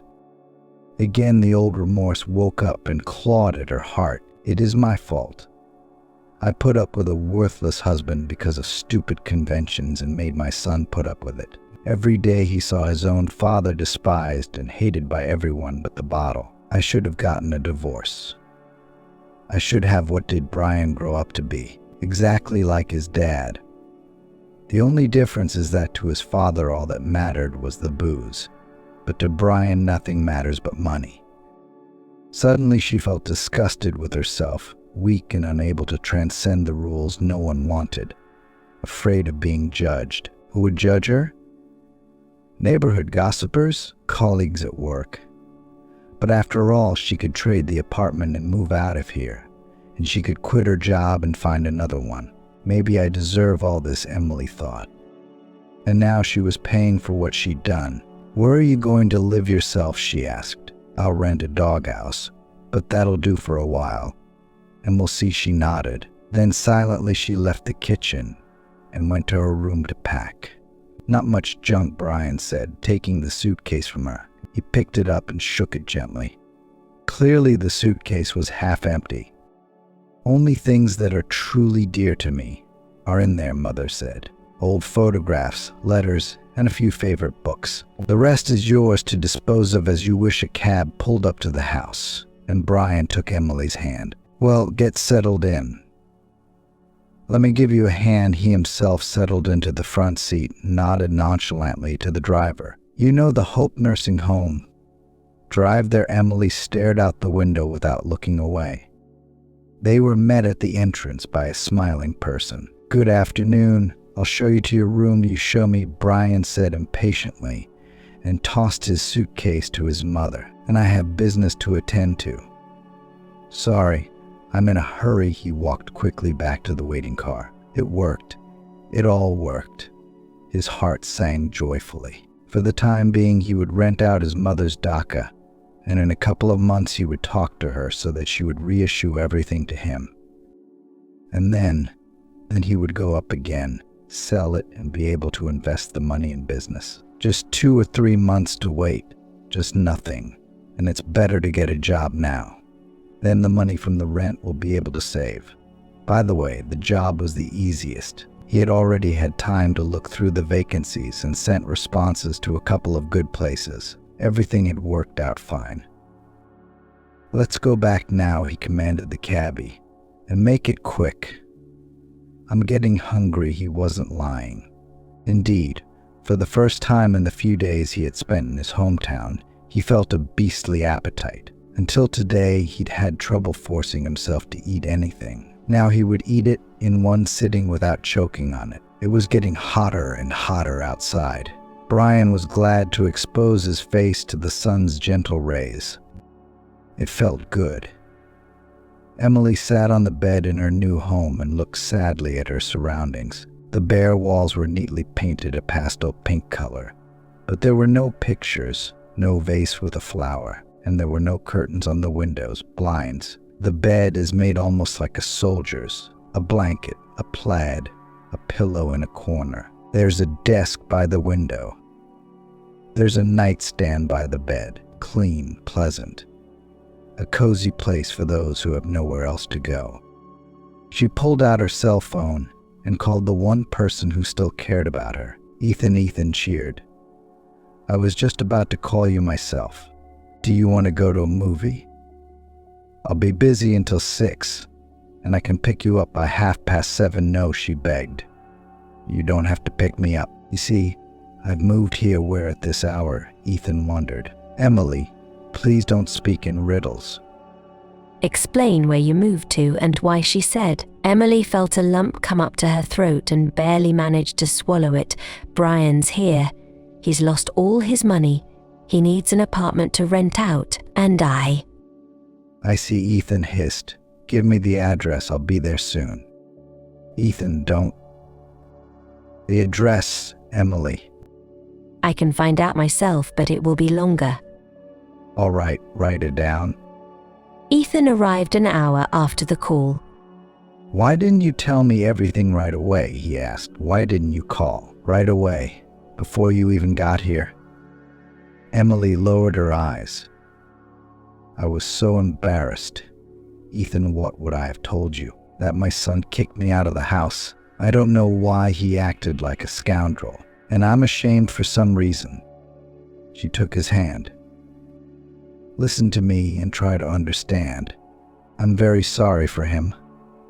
I couldn't make up my mind to get a divorce, and that's how it came about. Brian didn't have a good example in front of him, only a bad one. I felt like I had to keep my family together so Brian wouldn't grow up without a father.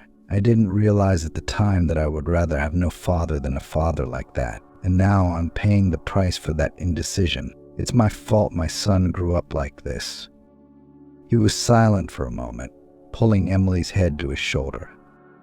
"I don't think that's true," he said. "No matter how hard you try, you can't be a perfect parent. Everyone makes mistakes, but when you become an adult, you have to raise yourself. You can't put everything on your parents, and you can't take all the blame. Brian's a big boy, and I wish I'd never gotten him. I would never have let him send you here. And I'm not going to let you stay here.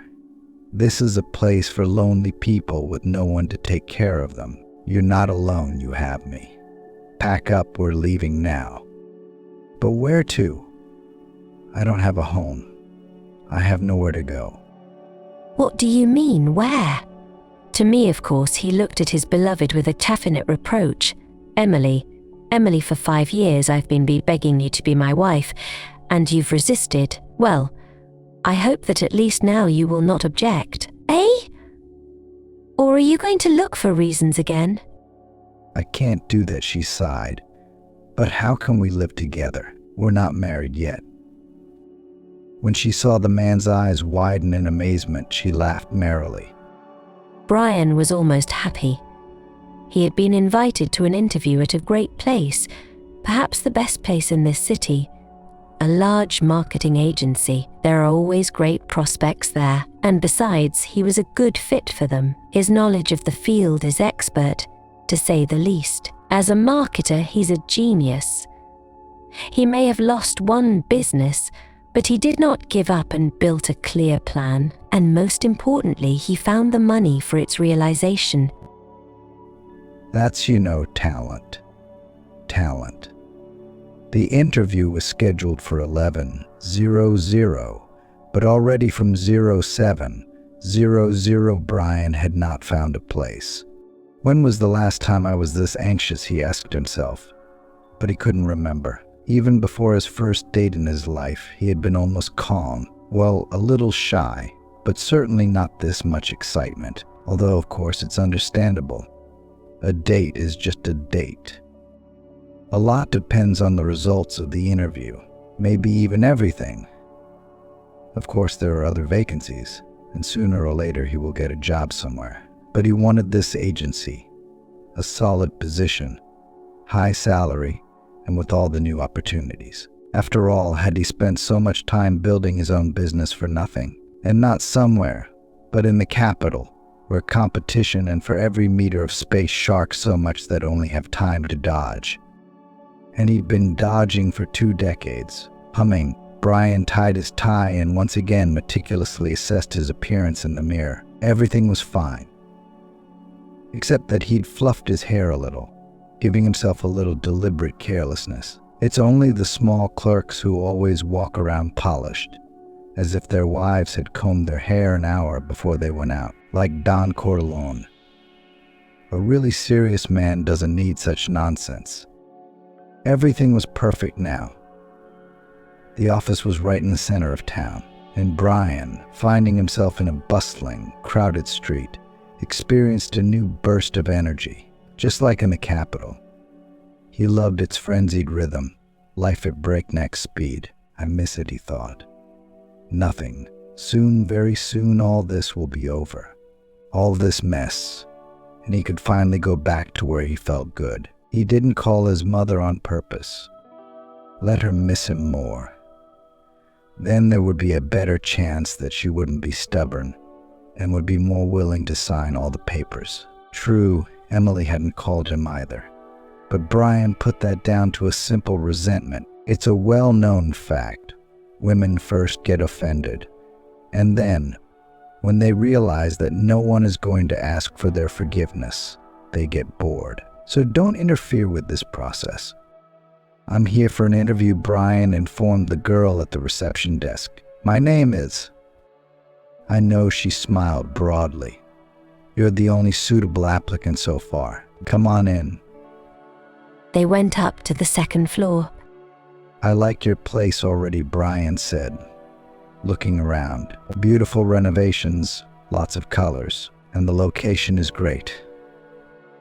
"It's a policy of our management," she replied. "Ethan Smith believes that employees should feel as good as possible at work. Otherwise, they won't be much use. That Ethan Smith is a fool, Brian thought gloomily. If you give these employees a free hand, they'll stop working at all. But they don't forget to demand a pay raise. By the way, the girl continued, Ethan Smith conducts all interviews personally. So now you'll meet him too. Hold on a second. Ethan Smith turned out to be an imposing man and hardly older than 60. Cheerful Grandpa Brian thought. It's true that such people have a hard time accepting new things. They like to work the old-fashioned way, but maybe we'll get along. It wouldn't take long anyway. Ethan Garcia, meanwhile, was quickly making some notes in his diary. When he saw the visitor, he looked up. Come in, take a chair, have a seat. Thank you. So I've reviewed your resume. And overall I like it, but there are a few questions. Please ask, Brian smiled. Well, okay, let's get started. You were the owner of your own business in New York City. Here you have it stated here that it lasted for quite a while. What changed? Some financial difficulties due to the recession. Debts, but I'm going to repay them little by little. I see. So why did you suddenly decide to move to our city? Why didn't you stay in the metropolis? After all, you probably have connections there and a better chance of getting a high-paying job than in the provinces. Brian gritted his teeth. What an intractable old man, he thought. I had to sell off all my possessions to pay off my debts, he said. So it's all very trivial. I just don't have a place to live in Norway. Do you have any relatives here?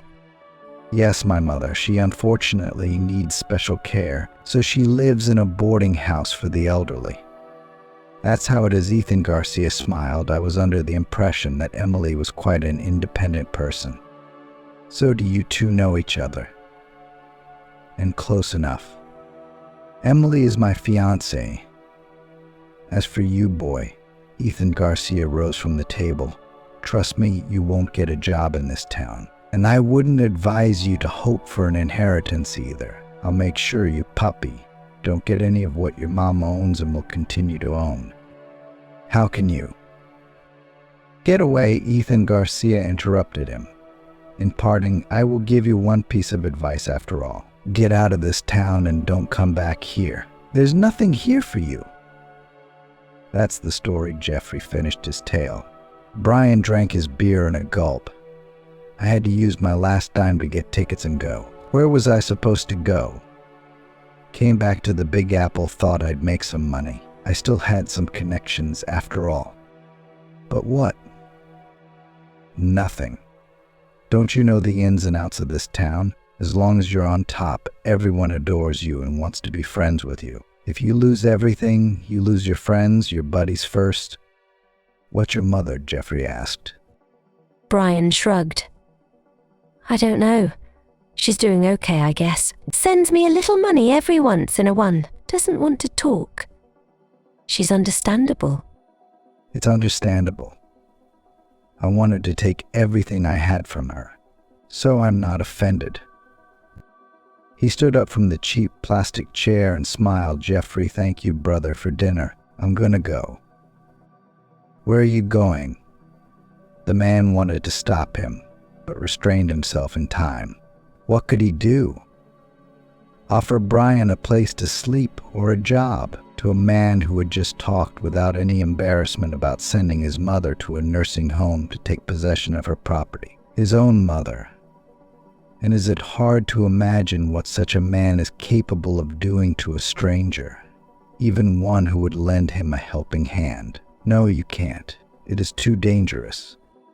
Goodbye. Brian tossed over his shoulder, heading for the exit. Jeffrey's lips trembled. Goodbye, he whispered soundlessly.